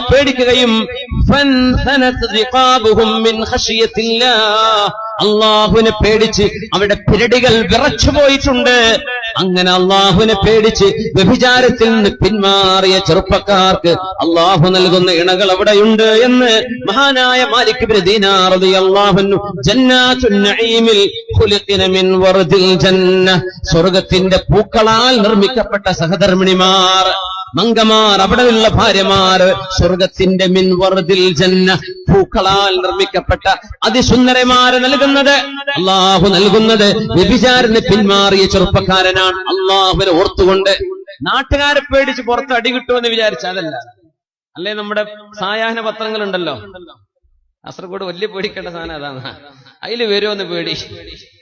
കാരണം ക്രൈം വാർത്തകളാണ് സായാഹ്ന പത്രക്കാർ ഇവിടെ. ബസ്സിലും ട്രെയിനിലൊക്കെ അത് വിൽക്കുന്ന ചെറുപ്പക്കാര് വായിക്കലും തട്ടിക്കൊണ്ടേ മറ്റുള്ള പ്രസവിച്ചു അല്ലെങ്കിൽ ഇതായി, ഇങ്ങനത്തെ പച്ചയായ മോശപ്പെട്ട കാര്യങ്ങളാണ് ഒരു വിളിച്ചു പറയാം. അപ്പൊ പിടിച്ചു നിൽക്കുന്നത് തിന്മ വാർത്ത കൊണ്ടാണ്. അവരൊക്കെ എങ്ങനെ അള്ളാന്റെ അടുത്ത് ഹിസാബിനെ പറയുന്നു? അള്ളാഹു അല, ഈ പത്രം നടത്തുന്നവരൊക്കെ അള്ളാന്റെ കോടതിയിൽ വന്നാൽ ഇതുപോലെയുള്ള വിഷയങ്ങളൊന്നും പബ്ലിഷ് ചെയ്യാൻ പാടില്ല. തിന്മകൾ പബ്ലിഷ് ചെയ്തിട്ട് എന്താ കാര്യം? തിന്മയിലേക്ക് ഒരു ഊർജം കിട്ടുന്നല്ലാതെ. അപ്പോ അത് പേടിച്ചിട്ട് പിന്മാറി. അല്ലെങ്കിൽ നാട്ടുകാരെ പിടിച്ച് അടി കൂടുവോ, അല്ലെങ്കിൽ എനിക്കിനി വേറെ പെണ്ണ് കിട്ടൂലേ, അതാലോചിച്ച് എന്റെ കുടുംബത്തിന് മാനക്കേടുണ്ട്, അതൊന്നുമല്ല. റാഖബൂ, അള്ളാഹുവിനെ പേടിച്ച് പിന്മാറിയാൽ. ഇങ്ങനത്തെ പെണ്ണുങ്ങൾക്കും നല്ല പുതിയ ആപ്പിളന്മാർ അവിടെ ഉണ്ടെന്നാണ്. പക്ഷെ അള്ളാഹു പച്ചയിൽ പെണ്ണുങ്ങൾ കാണുങ്ങളുണ്ട് എന്ന് ഖുർആനിൽ പറയില്ല. അത് അള്ളാഹുവിന്റെ അദബുൽ ഹിവാർ. അള്ളാഹു തആല റബ്ബിന്റെ ഒരു അദബാണ്. ആണുങ്ങൾക്ക് പെണ്ണുങ്ങളുണ്ട് എന്ന് പറയുന്ന പോലെ ഒരു പെണ്ണിന് ആണുണ്ട് എന്ന് പറയൽ അറബ് സംസ്കാരത്തിലും ഇസ്ലാമിക സംസ്കാരത്തിലും മോശപ്പെട്ടതാണ്. അതുകൊണ്ട് അള്ളാഹു ഒറ്റ വാക്ക് പറഞ്ഞു, ഫീഹാ മാ തഷ്തഹീഹിൽ അൻഫുസു വതലദ്ദുൽ അയുൻ. ആണുങ്ങളെ, പെണ്ണുങ്ങളെ, നിങ്ങളുടെ കണ്ണുകൾ എന്തൊക്കെ ആശിക്കുന്നുണ്ടോ, ശരീരം എന്തിനെല്ലാം കൊതിവെക്കുന്നുണ്ടോ, അതെല്ലാം അവിടെയുണ്ട്. ഈ പറഞ്ഞതിൽ പെണ്ണുങ്ങൾക്ക് അവിടെ പുരുഷന്മാരുണ്ടോ, ഭർത്താക്കന്മാരുണ്ടോ, ഇതൊക്കെ അതിൽ പെട്ടു, അതൊക്കെ അതിലുണ്ടെന്നാണ്. ഫീഹാ മാ തഷ്തഹീഹിൽ അൻഫുസു വതലദ്ദുൽ അയുൻ. അങ്ങനെയാണെങ്കിൽ ഒരു തിന്മയിൽ നിന്ന് പിന്മാറിയ പെൺകുട്ടിക്ക് വ്യഭിചാരത്തിന്റെ വക്കോളം എത്തിയപ്പോൾ എന്റെ അള്ളാഹു എന്നെ കാണുന്നുവല്ലോ എന്ന് ആലോചിച്ച് പിന്മാറിയ പെണ്ണിനും അള്ളാഹു നൽകുന്ന പ്രതിഫലം ജന്നാത്തുൻ നഈമിലെ അതിസുന്ദരന്മാരായ ഭർത്താക്കന്മാരെന്ന് മഹാനായ മാലിക് ഇബ്നു ദീനാർ റളിയല്ലാഹു അൻഹുവിന്റെ വചനം പഠിപ്പിക്കുന്നു. അള്ളാഹു നമുക്ക് സ്വർഗ്ഗലോകം നൽകട്ടെ. ആമീൻ യാ റബ്ബൽ ആലമീൻ. പിന്നെ നമ്മുടെ സുഹൃത്തുക്കൾ നിങ്ങൾക്കൊരു സ്വതക്ക ചെയ്യാനൊരു അവസരം ഉണ്ടാക്കിയിട്ടുണ്ട്. ഒരു ബക്കറ്റുമായിട്ട് വരുന്നുണ്ട്. നിങ്ങളെല്ലാരും വീട്ടിൽ വന്ന് കാണാൻ നടക്കൂലല്ലോ. ഈ റമദാൻ എങ്ങനെ എത്ര വീട് കവർ ചെയ്യാൻ പറ്റും? അതുകൊണ്ട് നിങ്ങൾ വന്നപ്പോ നിങ്ങളുടെ മുമ്പിലേക്ക് വരിക. അതുകൊണ്ട് ഇൻഷാ അല്ലാഹ് വെള്ളിയാഴ്ച ദിവസമാണ്, റമദാനിലെ 3ാമത്തെ വെള്ളിയാഴ്ചയാണ്. ഇനി റമദാൻ കിട്ടുമോ, ഒരു ഇൽമിന്റെ മജ്ലിസ് നമുക്ക് കിട്ടുമോ, ഒന്നും അറിയില്ല. അതുകൊണ്ട് പോക്കറ്റിലൊക്കെ തപ്പിയിട്ട് ഏറ്റവും നല്ലത്, അള്ളാഹു ഏറ്റവും നല്ലതാണ് സ്വീകരിക്കാന്ന്. കണ്ണുട്ടികൾ വരെ എടുക്കാത്ത മുറിഞ്ഞ നോട്ടൊന്നും ഇട്ട് കൊടുത്ത് രക്ഷപ്പെടണ്ടേ. നല്ലത് കൊടുത്തിട്ട് പെണ്ണുങ്ങളെ നിങ്ങൾ ഏറ്റവും ഇഷ്ടപ്പെടുന്ന എന്താന്ന് വെച്ചാൽ ഭർത്താക്കന്മാർക്ക് പൊരുത്തണ്ടെങ്കിൽ നല്ല സ്വർണ്ണക്കെട്ട് കൊടുക്കി. നമുക്കൊരു 5-8 ലക്ഷം രൂപയുടെ 8 ലക്ഷത്തിന്റെ ഒരു പദ്ധതി, ഒരു വർഷത്തെ നമ്മുടെ മൊത്തം പ്രവർത്തനങ്ങൾക്കുള്ള ചെലവ് ഈ പരിപാടിയിൽ നിന്നാണ് കിട്ടേണ്ടത് ഇൻഷാ അല്ലാഹ്. 8 ലക്ഷം എന്നൊക്കെ പറഞ്ഞാൽ നമ്മളെ ഖത്തറാജിക്കൊക്കെ വിചാരിച്ച വലിയ പ്രയാസമൊന്നുമില്ല ഇൻഷാ അല്ലാഹ്. ആജിക്ക് പോയോ?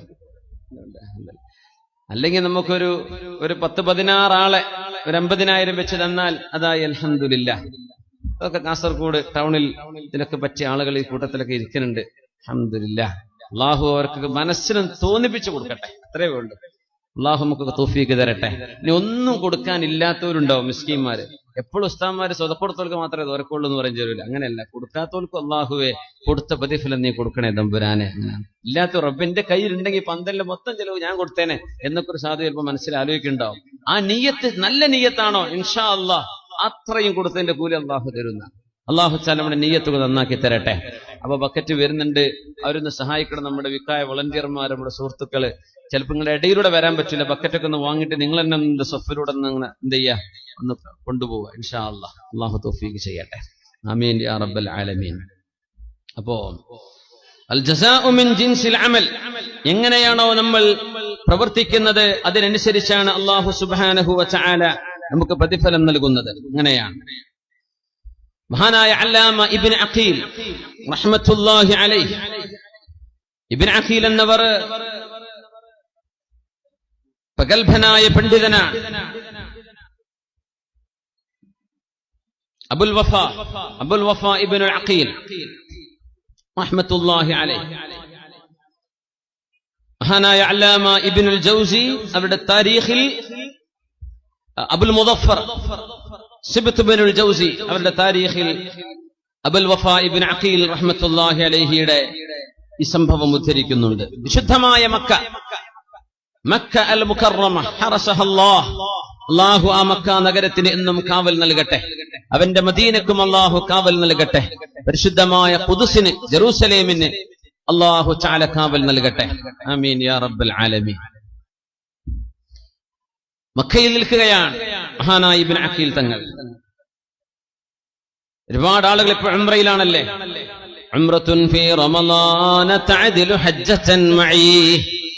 റമളാനിൽ ചെയ്യുന്ന ഒരു ഉംറ എന്റെ കൂടെ ചെയ്ത ഹജ്ജിന് തുല്യമാണെന്ന് മഹാനായ റസൂലുള്ളാഹി സ്വല്ലല്ലാഹു അലൈഹി വസല്ലം. അല്ലാഹു നമുക്കൊക്കെ അതിന് തൗഫീഖ് തരട്ടെ യാ റബ്ബൽ ആലമീൻ. എപ്പോഴെപ്പോഴും ഉംറക്ക് പോവരുത്. മഹാനായ അത്തിപ്പറ്റ ഉസ്താദ് അവറുകളെ അല്ലാഹു മഹാനവർക്ക് ദീർഘായുസ്സും ആഫിയത്തും നൽകട്ടെ. ഉലമാഉൽ ആഖിറ, പരലോകത്തേക്ക് പോകുന്ന ആലിമീങ്ങളുടെ സർവ്വ അടയാളങ്ങളും നമുക്ക് കാണാൻ പറ്റുന്ന വളരെ മുത്തഖിയായ അള്ളാഹുവിന് വേണ്ടി ജീവിക്കുന്ന ഒരു മഹാൻ. വലാ നുസക്കി അലല്ലാഹി അഹദ നഹ്സിബുഹു ഖൈറാ. അള്ളാഹു ആ മഹാനവർക്ക് ദീർഘായുസ്സും ആഫിയത്തും കൊടുക്കട്ടെ. എന്റെ സുഹൃത്ത് ഉസ്താദിനെ ഞങ്ങൾ ബഹ്റൈനിൽ വെച്ച് കണ്ടപ്പോ കൂടെ വന്ന സുഹൃത്ത് പറഞ്ഞു, ഉസ്താദ് ഈ റമദാനിൽ ഉംറക്ക് പോവാണ്. സുഹൃത്ത് ഉംറ കഴിഞ്ഞ് വന്നപ്പോ ഉംറക്ക് പോവാന്ന് പറഞ്ഞപ്പോ ഉസ്താദ് ആദ്യം പറഞ്ഞു, ഉംറക്ക് ഇടക്കിടക്കൊന്നും പോണ്ട, ഇടക്കിടക്കൊന്നും ഉംറക്ക് പോവരുത് എന്ന് പറഞ്ഞു. എന്തേ കാരണം എന്നറിയോ? കഅബയോടുള്ള ഒരു മതിപ്പ് നഷ്ടപ്പെടുന്നു ഇടക്കിടക്ക് പോയ. ഈ ഉംറക്ക് കൊണ്ടുപോകുന്ന ഉസ്താദ്മാർക്കൊക്കെ വലിയ ഒരു ബലാവും അള്ളാഹുവിന്റെ ഭാഗത്തുള്ള ഇബ്തിലാവും പരീക്ഷണാണെന്നാണ്. കാരണം ഇടക്കിടക്ക് ഇങ്ങനെ പോയാലേ ഹറമ് അതൊക്കെ നമുക്ക് പുല്ലാന്നുള്ളൊരു തോന്നൽ വന്നു പോയാൽ കഴിഞ്ഞു. ഹറമിന്റെ പുണ്യവും ഹറമിന്റെ മഹത്വവും നമ്മുടെ കൽബിന്ന് ഇടിഞ്ഞു പോകും ഇടക്കിടക്ക് ഇങ്ങനെ പോകുമ്പോ. ഉസ്താദ് പറയാണ്, വലിയ കൊതി ഹുബ്ബുണ്ടെങ്കിൽ പോയിക്കോ, അല്ലെങ്കിൽ വർഷത്തിൽ ഒന്നൊക്കെ ധാരാളമാണ്. ആ ഉംറക്ക് പോകുന്ന കാശ് കൊണ്ട് എത്രയോ പാവപ്പെട്ടവരെ സഹായിച്ചാൽ ആ ഉംറയെക്കാളും വലിയ കൂലി നാട്ടിൽ തന്നെ കിട്ടും. ഇടക്കിടക്കൊന്നും പോയിട്ട് എന്ത് ചെയ്യരുത്, കഅബയുടെ ആ ഒരു പുണ്യം റൗള ഷരീഫൊക്കെ കാണുന്ന ഒരു രസമുണ്ടല്ലോ, അത് നഷ്ടപ്പെടും ഇടക്കിടക്ക് എപ്പോഴെപ്പോഴും ആയിക്കഴിഞ്ഞാൽ. ഉസ്താദ് ഇപ്പൊ ഈ റമദാന്റെ ഒരാഴ്ച മുമ്പ് സുബ്ഹാനല്ലാഹ് വളരെ ചിന്തിപ്പിക്കുന്ന ഒരു കാര്യമാണ്. അങ്ങനെയൊന്നും ആരും പറയില്ല, ആ പോയിക്കോ നമുക്ക് വേണ്ടി തോരുന്ന വരുമ്പോ എന്താ കൊണ്ടുവരാന്നാ ചോദിക്കുക അല്ലെ. ആ സുബ്ഹാനല്ലാഹ്, ഉസ്താദ് അങ്ങനെയല്ല. മക്കത്തുൽ മുഹറം, മക്കൽ മുകറമ ഹറസഹല്ലാഹ്, പരിശുദ്ധമായ മക്കയിൽ മഹാനായ അല്ലാമ അബുൽ വഫാ ഇബ്നുൽ അഖീൽ റഹ്മത്തുള്ളാഹി അലൈഹി മക്കയിൽ അനുഭവം പറയുന്നുണ്ട്. ഞാനെന്ന് വിശന്ന് വല്ലാത്ത വിശപ്പ്, എന്തെന്നില്ലാത്ത വിശപ്പ്, ഭക്ഷണം കിട്ടുന്നില്ല, ഭക്ഷണമില്ല, വലിയ വിശപ്പ്, ബുദ്ധിമുട്ടുണ്ട്. മക്കയിലൂടെ അങ്ങനെ നടക്കുമ്പോൾ ഒരു പാക്കറ്റ് കണ്ടു, ഒരു നല്ല മനോഹരമായ തുണി കൊണ്ട് പൊതിഞ്ഞെടുത്ത ഒരു കിഴി. ഞാൻ തുറന്നു നോക്കുമ്പോ മാഷാ അല്ലാഹ്, അതിന്റെ ഉള്ളിൽ കാണുന്നത് മുത്തുകളാണ്, മുത്തുകളുടെ ഒരു കിഴി. അന്നത്തെ വലിയ പൈസ അതാണ്. വലിയൊരു കോടീശ്വരന്റെ ATM ഒക്കെ വീണുപോയ എന്താ അതാ അവസ്ഥ. അന്നത്തെ വലിയ മുതലാളിന്റെ ATM ആണ് ആ കിഴി എന്നൊക്കെ പറഞ്ഞു. മുത്തുകളാ കൊണ്ട് നടക്കുക. അദ്ദേഹം പറയാം, എനിക്ക് വിശപ്പുണ്ട്, വല്ലാത്ത വിശപ്പുണ്ട്. ഞാൻ ആ പൊതി എന്റെ കയ്യിലെടുത്തു. ആര് ചോദിച്ചു വരുന്നുണ്ടോ അവർക്ക് കൊടുക്കണമെന്ന നിയ്യത്തോടുകൂടെ ഞാൻ വീട്ടിലേക്ക് വന്നു. ഞാൻ തുറന്നു നോക്കുമ്പോൾ എന്റെ കണ്ണുകൊണ്ട് ഇതുവരെ കണ്ടിട്ടില്ലാത്ത മനോഹരമായ മുത്തുകൾ അതിലുണ്ട്. ഞാനത് ആരുടേതാണെന്ന് വിളിച്ചു ചോദിക്കാനെന്ന് പുറത്തിറങ്ങിയതേയുള്ളൂ. പ്രായമുള്ള ഒരാൾ വന്ന് പറയുന്നുണ്ട്, മക്കളെ എന്റെ ഒരു കിഴി നഷ്ടപ്പെട്ടു പോയിട്ടുണ്ട്, ആര് തിരിച്ചു തന്നാലും 500 ദീനാർ, 500 സ്വർണ്ണ നാണയം, 500 ദീനാർ ഞാൻ പകരം കൊടുക്കും. എന്റെ ആ നഷ്ടപ്പെട്ടു പോയ മുത്തുകളുടെ കിഴി ആരെങ്കിലും കണ്ടെങ്കിലും തിരിച്ചു തരയണമേ. അപ്പൊ ഇബ്നു അഖീൽ തങ്ങൾ പറയാ, ഞാൻ വിശന്നിരിക്കുകയാണ്, ഒരു 500 ദിർഹമൊക്കെ കിട്ടാൻ എനിക്ക് വല്ലാത്ത ആവശ്യവുമുണ്ട്. 500 വേണ്ട, ഒരു ദിർഹമിന്റെ പകുതി മതി.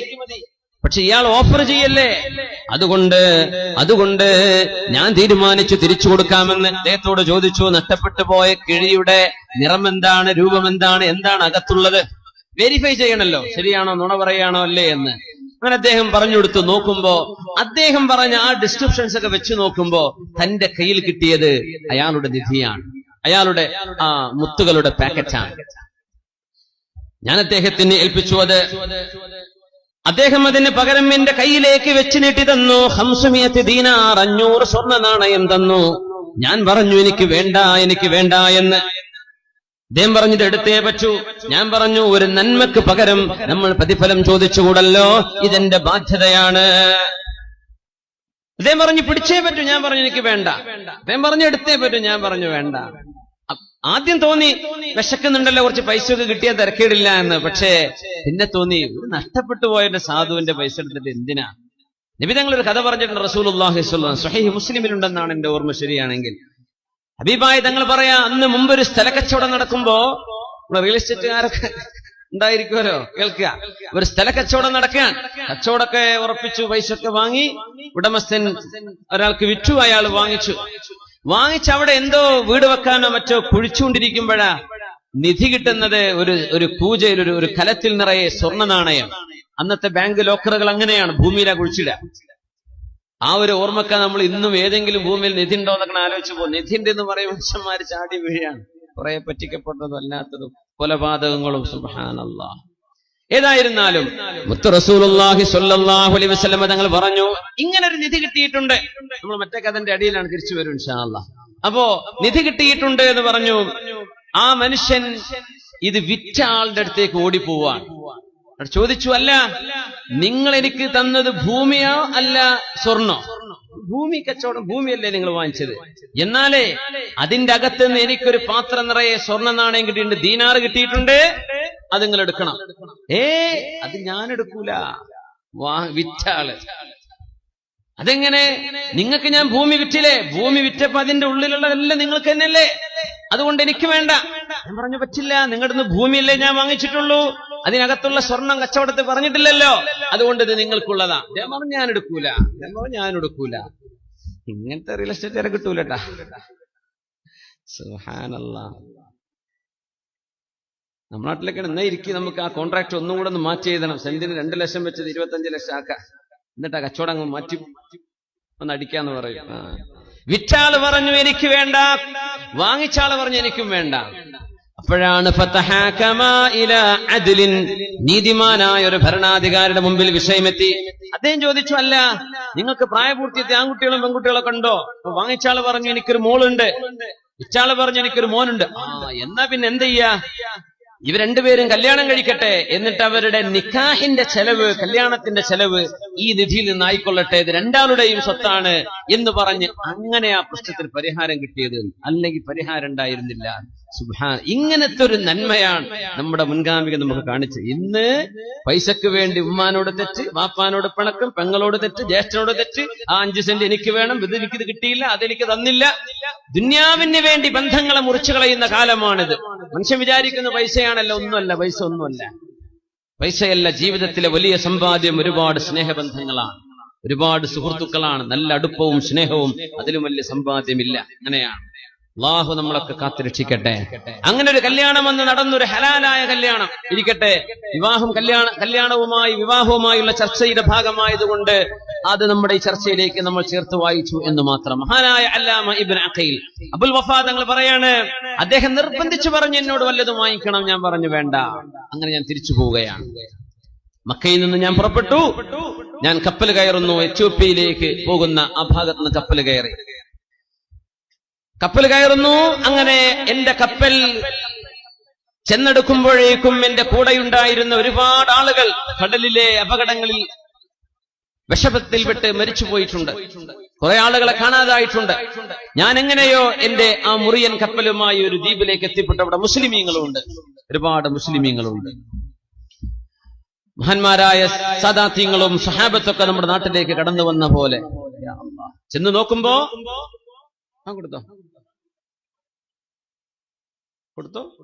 കൊടുത്തു കഴിഞ്ഞു. കേൾക്കുന്നില്ല? ഉണ്ടോ? പള്ളി അടുത്തുണ്ടോ? മൊബൈൽ വാങ്ങായിരിക്കും. മൊബൈല പള്ളിയിൽ നിന്ന് കേൾക്കുന്നുണ്ടെങ്കിൽ നമുക്ക് നിർത്തണം. അപ്പോ ഞാൻ ആ പള്ളിയിലേക്ക് ചെന്നു. ആ മരുഭൂമി, ആ ദ്വീപിലെത്തിപ്പെട്ടു. ആ ദ്വീപിലെ അവിടെ ഒരു പള്ളി കണ്ടു. ഞാൻ അവിടെ ചെന്ന് നോക്കുമ്പോൾ അവിടെ കുറെ ആളുകളൊക്കെ നിസ്കരിക്കുന്നുണ്ട്. മാഷാ അല്ലാഹ്. അങ്ങനെ അവരിങ്ങനെ പള്ളിയിലിരിക്കുമ്പോ ഞാനിങ്ങനെ ഖുർആൻ ഇങ്ങനെ ഓതിക്കൊണ്ടിരിക്കുമ്പോ അവര് ചോദിച്ചു, നിങ്ങൾ എവിടുന്നാ? ഞാൻ പറഞ്ഞു, ഞാൻ ഹജ്ജ് കഴിഞ്ഞ് വരികയാണ്. പക്ഷേ ഇവിടെ അറിയാതെ എത്തിപ്പെട്ടത്, എന്റെ നാടിതല്ല. ഞാൻ അങ്ങ് എത്യോപ്യ വഴി കടന്നു പോകേണ്ട ആളാണ്. പക്ഷെ ഞാൻ ഇവിടെ എത്തിപ്പെട്ടതാണ്. അവര് പറഞ്ഞു, ഞങ്ങൾക്ക് ഖുർആൻ പഠിപ്പിച്ചു തരൂ. കേൾക്കുന്ന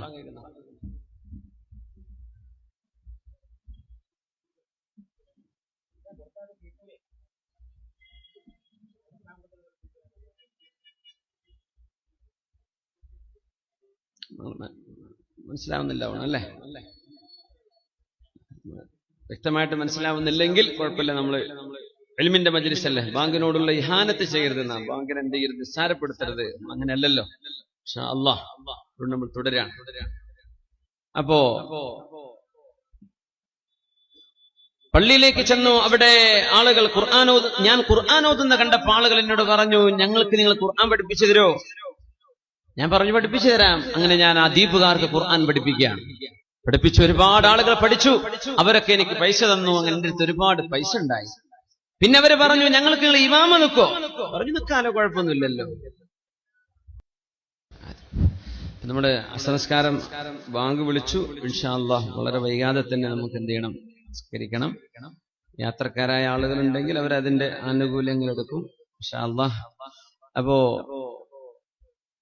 1 മണിക്കൂർ കൂടെ വേണം സമയം. ഉണ്ട്, നേരം വൈകുകയാണെങ്കിൽ എന്ത് ചെയ്യാ? നിസ്കരിച്ച് വരാൻ പറ്റുന്നവർ പോയിട്ട് നിസ്കരിച്ചു വരാം. ഏതായാലും ഒരു 5 മണിയാവും ഇൻഷാ അല്ലാഹ്. 3 മണിക്കാണ് തുടങ്ങിയത്. 2 മണിക്കൂറൊക്കെ നോമ്പറ്റ് വേദാൻ പാടുള്ളൂ എന്നാ. അങ്ങനെയൊന്നുമില്ല, പക്ഷെ അത്രേ കഴിയുള്ളൂ ഇൻഷാ അല്ലാഹ്. സാരല്ല. നല്ല മഴ പെയ്യുന്നുണ്ട് മാഷാ അല്ലാഹ്. കാസർഗോഡർക്ക് നിഅമത്ത് കൊടുക്കട്ടെ. എമ്പാടും പ്രയാസമൊന്നും ഇല്ലാത്ത രീതിയിലുള്ള മഴയാക്കി തരട്ടെ. പ്രയാസങ്ങളൊന്നും വരരുത്. അല്ലാഹുമ്മ ഹവാലൈനാ വലാ അലൈനാ അല്ലാഹുമ്മ അലൽ ആകാമി വൽ ജിബാലി വമനാബിതി ഷജർ. നമ്മള് കൃഷിയുടെ കാര്യം പറഞ്ഞപ്പോ ആദ്യം തങ്ങൾ പറയാം, നമ്മുടെ കാഞ്ഞങ്ങാട് തൈക്കടപ്പുറം നുസ്രത്ത് നഗറിൽ അവിടെ ഒരു പ്രായമുള്ള ഒരാള് മരിച്ചുപോയി. അദ്ദേഹത്തിന്റെ ഖബറ് ഒരു കേടുപാടില്ലാതെ കണ്ടു എന്നൊരു വാർത്തപ്പെടുത്തുണ്ടായിരുന്നു എന്ന് പറഞ്ഞു. അദ്ദേഹം നല്ലൊരു കർഷകനായിരുന്നു എന്ന് പറഞ്ഞു. മാഷാ അല്ലാഹ്. അപ്പൊ വലിയ കൂലിയുള്ള കാര്യമാണത്, നമുക്കൊക്കെ ചെയ്യാവുന്നതാണ്. വീട്ടിലൊക്കെ ചെറിയ ഒരു ഏക്കർ കണക്കിന് കൃഷി ചെയ്യണമെന്നൊന്നും നബി തങ്ങൾ പറഞ്ഞില്ല.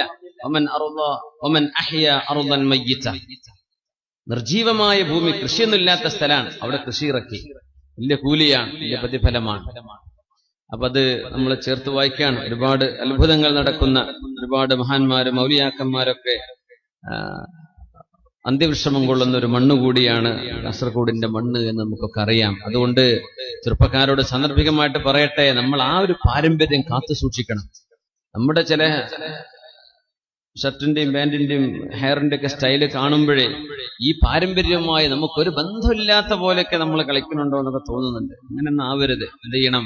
നമ്മൾ ആ ഒരു പാരമ്പര്യത്തിന് വരുന്നവരാണ്. അതുകൊണ്ട് നമ്മുടെ ആ ലെഗസി നമ്മൾ കാത്തു സൂക്ഷിക്കണം ഇൻഷാ അല്ലാഹ്.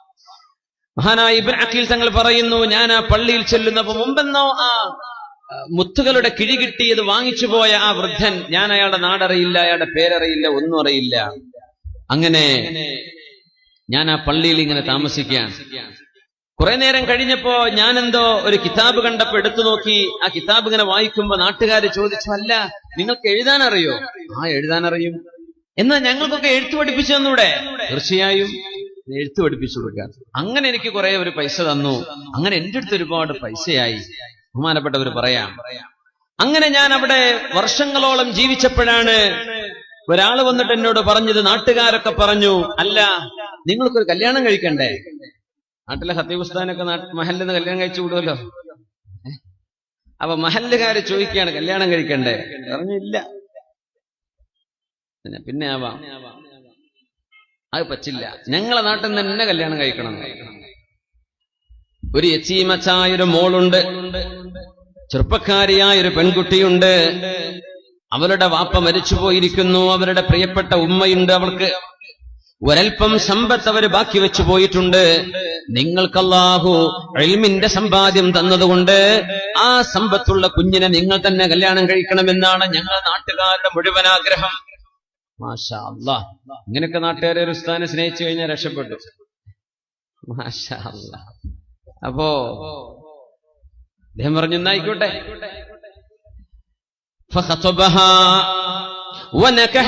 അവരെ കല്യാണം കഴിച്ചു, നിക്കാഹ് കഴിഞ്ഞു, കല്യാണം കഴിഞ്ഞു. പുതുനാരിയായി അവർ അണിയിച്ചൊരുക്കി ഇവരുടെ മുമ്പിലേക്ക് കൊണ്ടുവന്നിരിക്കുകയാണ്. നോക്കുമ്പോ കഴുത്തിലെ ഒരു മനോഹരമായ മുത്തുമാലയുണ്ട്. ആ മാലയിലേക്ക് തന്നെ നോക്കുന്നു, മാലയിലേക്ക് തന്നെ നോട്ടം. അപ്പൊ ബന്ധുക്കളൊക്കെ ചോദിച്ചു, അല്ല നിങ്ങൾ ഈ പുതിയവണ്ണിനെ നോക്കാതെ ഈ മാലയിലേക്ക് കുറെ നേരമായല്ലോ നോക്കാൻ തുടങ്ങിയിട്ട്, ഇത് എന്താണ് കഥ എന്ന് ചോദിച്ചപ്പം പറഞ്ഞു, ഇത് അന്ന് മക്കയിൽ എനിക്ക് കളഞ്ഞു കിട്ടിയ ഒരു മാലയുണ്ട്. ഇതേ മാല, ഇതേ മുത്തുകൾ, ആ ചുവന്ന ആ ത്രെഡ് പോലും, ആ നൂല് പോലും അതിലുണ്ട്, അതുപോലും മാഞ്ഞു പോയിട്ടില്ല. ആ ചുവന്ന നൂലിൽ കോർത്തെടുത്ത മണിമുത്തുകളുള്ള ഈ മാല എന്റെ കയ്യിൽ മക്കയിൽ പണ്ടൊരിക്കൽ കിട്ടിയിട്ടുണ്ടായിരുന്നു. എനിക്കതിങ്ങനെ ഓർമ്മ വന്നതാണ്. അപ്പൊ എല്ലാവരും അല്ലാഹു അക്ബർ തക്ബീർ ചൊല്ലാണ്. എല്ലാരും തക്ബീർ ചൊല്ലി. എന്തേന്ന് ചോദിച്ചു. നിങ്ങൾക്കറിയണോ ഇബ്നു അഖീൽ, ഈ പെൺകുട്ടിയുടെ വാപ്പ ഹജ്ജ് കഴിഞ്ഞ് തിരിച്ചു വന്നതിന്റെ ശേഷം ഞങ്ങളോടൊക്കെ കഥ പറഞ്ഞു. എന്റെ ഈ മുത്തുകളുടെ മുത്തുമാലയുടെ കിഴി എനിക്ക് നഷ്ടപ്പെട്ടു പോയ കഥ പറഞ്ഞു അദ്ദേഹം. എന്നിട്ട് അത് തിരിച്ചു കൊടുത്ത നല്ല മനുഷ്യനെ സംബന്ധിച്ച് പറഞ്ഞൊരു നല്ലൊരു ചെറുപ്പക്കാരൻ, ഞാൻ 500 ദിർഹം പകരം കൊടുത്തിട്ട് വേണ്ട എന്ന് പറഞ്ഞു. നഷ്ടപ്പെട്ടത് തിരിച്ചേൽപ്പിക്കൽ എന്റെ ബാധ്യതയാണ്, ബാധ്യതയ്ക്ക് എന്തിനാണ് പൈസ വാങ്ങേണ്ടതെന്ന് പറഞ്ഞ് എന്നോട് പൈസ വാങ്ങാതെ പോയ ഒരു നല്ല ചെറുപ്പക്കാരന്റെ കഥ ഞങ്ങളോട് ഈ കുട്ടിയുടെ വാപ്പ പറഞ്ഞു തന്നിട്ടുണ്ട്. അദ്ദേഹം പറഞ്ഞു, മാ വജദ്തു ഫിദ്ദുന്യാ മുസ്ലിമൻ ഇല്ലാ ഹാദല്ലദീ റദ്ദ അലയ്യൽ അഖദ. എന്റെ മാല എനിക്ക് തിരിച്ചു നൽകിയ ഈ ചെറുപ്പക്കാരനല്ലാതെ ഒരു മുസ്ലിമിനെ ഞാൻ വസ്മത്തൊരു മുസ്ലിമിനെ വേറെ കണ്ടിട്ടില്ല. നല്ല ലക്ഷണമുള്ളൊരു മുസ്ലിം ഇവൻ തന്നെ, ഈ മാല തന്നവൻ. ആ ഉപ്പ ദുആ ഇറക്കുമായിരുന്നു, അല്ലാഹുമ്മ ജമഅ ബൈനീ വബൈനഹു ഹത്താ ഉസവ്വിജഹു ബിബനതി. അല്ലാഹുവേ, ആ ചെറുപ്പക്കാരനെ എന്നെങ്കിലും ഒരു കാലത്ത് എനിക്ക് കാണിച്ചു തരേണമേ. എന്റെ പൊന്നുമോളെ ഞാൻ അയാൾക്ക് കല്യാണം കഴിച്ചു കൊടുക്കണമെന്ന് ആഗ്രഹമുണ്ട് റബ്ബേ. ആ ചെറുപ്പക്കാരൻ എന്നെ കൺമുമ്പിലേക്ക് എത്തിക്കുമോ എന്ന് ഈ വൃദ്ധനായി മരിച്ചുപോയ വാപ്പ എന്നും ദുആ ഇറക്കാറുണ്ടായിരുന്നു. ഞങ്ങളത് കേട്ടവരാണ്. ആ പ്രാർത്ഥനയാണ് ഇവിടെ സംഭവിച്ചത്. അൽ ജസാഉ മിൻ ജിൻസിൽ അമൽ. ഉലമാ പറയും, നമ്മൾ എന്ത് പ്രവർത്തിക്കുന്നുവോ അതനുസരിച്ചാണ് അല്ലാഹു അമൽ കൊണ്ടുവരുന്നത്. വമൻ യത്തഖില്ലാഹ യജ്അൽ ലഹു മഖറജ വയർസുഖുഹു മിൻ ഹൈസു ലാ യഹ്തസിബ്. അല്ലാഹുവിന് വേണ്ടി ചാരിത്രശുദ്ധി സൂക്ഷിക്കുകയും അല്ലാഹുവിനെ ഉദ്ദേശിച്ച് വ്യഭിചാരത്തിലേക്ക് പോകാതിരിക്കുകയും കണ്ണുകളെ സൂക്ഷിക്കുകയും ചെയ്യുന്ന ആളുകൾക്ക് കൺകുളിർമയുള്ള ജീവിതം അല്ലാഹു അവരറിയാതെ അവരുടെ മുമ്പിലേക്ക് റബ്ബ് കൊണ്ടുകൊടുത്തതിന്റെ മകുടോദാഹരണമാണ് പണ്ഡിത ലോകത്ത് പ്രസിദ്ധമായ ഈ സംഭവം. അല്ലാമ അബുൽ വഫാ ഇബ്നുൽ അഖീൽ തങ്ങളുടെ സംഭവം, സ്വന്തം ജീവിതാനുഭവമാണിത്. അള്ളാഹു മുമ്പിലേക്ക് കൊണ്ടുപോയി കൊടുക്കാൻ അന്നൊരു സത്യസന്ധത കാണിച്ചില്ലേ, ആ സത്യസന്ധതക്ക് അള്ളാഹു നൽകുന്ന പ്രതിഫലമാണിത്. മുത്തനബി തങ്ങൾ പറയുമായിരുന്നു, ഇദാ അതാകും മൻ തർളൗന ദീനഹു വഅമാനതഹു ഫസവ്വിജൂ. ആരെയാണ് പുതിയാപ്പിളയായി സ്വീകരിക്കേണ്ടതെന്നറിയുമോ? ആരാ പുതിയാപ്പിളയായി സ്വീകരിക്കേണ്ടത്? നമ്മൾ അങ്ങനെ കല്യാണം ആലോചിക്കുമ്പോ ആദ്യം എന്താ നോക്കുക? നമ്മൾക്ക് സത്യമുള്ളതുപോലെ പറയാം, ഉള്ളതുപോലെ പറയാം. എന്താ പറയാ? എന്താ വരുമാനം അല്ലേ? ചെറുപ്പക്കാരൻ എന്താ വരുമാനം? ആദ്യം ആള് ഓക്കെയാണ്, കാണാനൊക്കെ ഓക്കെയാണ്. പിന്നെന്താ വരുമാനം? ബൈക്കും അങ്ങനെ തിരിച്ചു മറിച്ചും ചെറുക്കള കാസർഗോഡ് ട്രിപ്പടിക്കലാണോ പണി? അല്ല, എന്തേലും ജോലി ഉണ്ടോ? എന്തേലൊക്കെ പണിയെടുത്ത് ജീവിക്കുകയാണോ? കച്ചവടം ഉണ്ടോ? ഉണ്ട്. ഇവിടെ ഗൾഫിലാ. മുമ്പൊക്കെ ഗൾഫിലെന്ന് പറഞ്ഞാൽ അവിടെ വീണു. അപ്പൊ അങ്ങനെയൊന്നുമില്ല. ഗൾഫൊക്കെ ഒരു ആൾക്കാരെ കണ്ടുവന്നതാ. അവിടെ എന്താ പണിയെന്ന് ചോദിക്കും. ഏത് കമ്പനിയാന്ന് ചോദിക്കും. ഫാമിലി സ്റ്റാറ്റസ് ഉണ്ടോ ചോദിക്കും. എപ്പോഴാ ലീവ്? 6 മാസം ലീവ് ഉണ്ടോ? കൊല്ലത്ത് ലീവ് ഉണ്ട്, ഇവരെ കൊണ്ടുപോകാൻ പറ്റുമോ? ഇതൊക്കെ അറിഞ്ഞിട്ട് കല്യാണം കഴിപ്പിച്ചു കൊടുക്കുള്ളൂ. സുബ്ഹാനല്ലാഹ്. തെറ്റാണെന്ന് പറയല്ല, അതൊക്കെ നോക്കാം. ദീൻ കഴിഞ്ഞതിന്റെ ശേഷം, അമാനത്ത് വിശ്വസ്തത കഴിഞ്ഞതിന്റെ ശേഷം, ഇദാ അതാകും മൻ തർളൗന ദീനഹു വഅമാനതഹു. മഹാനായ ഇബ്നു അഖീൽ എന്നവർ ആ മാല തിരിച്ചു കൊടുത്ത അമാനത്ത്, സത്യസന്ധത. ആ പുതിയാപ്പിളയെ ജീവിതത്തിൽ കണ്ടുമുട്ടുമോ എന്ന് പോലും വിചാരിക്കാത്ത ആ മനുഷ്യൻ റബ്ബിനോട് ദുആ ചെയ്യുകയാണ്, അല്ലാഹുമ്മ ജ്മഅ ബൈനീ വബൈനഹു. റബ്ബേ, മക്കയിൽ ഞാൻ എന്റെ കയ്യിലെ എല്ലാ സമ്പാദ്യം കൊണ്ടുപോയി നഷ്ടപ്പെട്ടപ്പോ എന്റെ കയ്യിലേക്ക് തിരിച്ചേൽപ്പിച്ച ആ ചെറുപ്പക്കാരനെ ഒന്ന് എത്തിച്ചു തരുമോ? അവനാണ് മുസ്ലിം, അവനാണ് മുസ്ലിം. മാ റഅയ്തു മുസ്ലിമൻ ഇല്ലല്ലദീ ആദ ഇലയ്യ അഖദി. എന്റെ മാല തിരിച്ചു തന്ന ഈ ചെറുപ്പക്കാരനല്ലാതെ മാ റഅയ്തു മുസ്ലിമാ, വേറെ ഒരു മുസ്ലിമിനെ ഞാൻ കണ്ടില്ല. എന്തെന്നറിയോ? മുസ്ലിമിന്റെ പ്രത്യേകത ഈ വിശ്വസ്തതയാണ്, അമാനത്താണ്. പൈസ ഏൽപ്പിച്ചാൽ അതിന്റെ ഹക്ക് പ്രകാരമേ അവൻ കൈകാര്യം ചെയ്യൂ. ഈ സർട്ടിഫിക്കറ്റ് കിട്ടിക്കഴിഞ്ഞാൽ ഫദാലിക്കൽ മുസ്ലിം, അതാണ് മുസ്ലിം.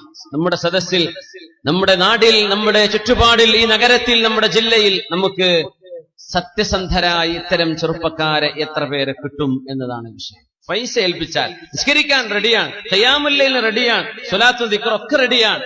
പൈസ ഏൽപ്പിച്ചാൽ കഴിഞ്ഞു. വലിപ്പിന്റെ അടുത്ത് നിർത്താൻ പറ്റൂല എന്നാ പറയാം. ഡ്രോവറിന്റെ അടുത്ത്, പൈസ ഇടുന്നോടത്ത് നിർത്താൻ പറ്റൂല. ബാക്കി എല്ലാ ജോലിക്കാളും ഒക്കെയാണ്. ആളുടെ വാല്യൂ സീറോ, ബിഗ് സീറോ. വട്ടപൂജയാണെന്ന ആളുടെ വില ഇല്ല, ദീനിൽ വിലയില്ല. അമാനത്ത് വേണം, അമാനത്ത് വേണം. മഹാനായ അബ്ദുല്ലാഹി ഇബ്നുൽ മുബാറക് റളിയല്ലാഹു അൻഹുവിന്റെ വാപ്പ മുബാറക് എന്നവർ 2 വർഷം മുന്തിരിത്തോട്ടം നോക്കുകയും ആ തോട്ടത്തിൽ നിന്ന് ഒരു മുന്തിരി പോലും കടിച്ചു നോക്കാതെ മുതലാളി ഒരിക്കൽ തിരിച്ചു വന്നപ്പോ മുന്തിരി കൊണ്ടുവരൂ എന്ന് പറയുകയും 2-3 തവണ കൊണ്ടുപോയി കൊടുത്തത് പുളിച്ച മുന്തിരിയായപ്പോ മുബാറക്കെ ഇതിൽ പുളിയുള്ളതേതാ മധുരമുള്ളതേതാ എന്ന് നിങ്ങൾക്കറിയില്ലേ എന്ന് ചോദിച്ചപ്പോഴാണ് യാ സയ്യിദി യാ മൗലായി, എന്റെ നേതാവേ ഉടമസ്ഥനെ, ഈ തോട്ടത്തിന്റെ അടിമയായി ജോലി ചെയ്യുന്ന എന്നെ നിങ്ങൾ ഏൽപ്പിച്ചത് തോട്ടം നോക്കാനല്ലയോ, മുന്തിരി തിന്നാൻ അനുമതി നൽകിയിട്ടില്ലല്ലോ. അതുകൊണ്ട് ഇതിൽ പുളിയേതാ മധുരമേതാ എന്ന് എനിക്കറിയില്ല, ഞാൻ തിന്നു നോക്കിയിട്ടില്ല.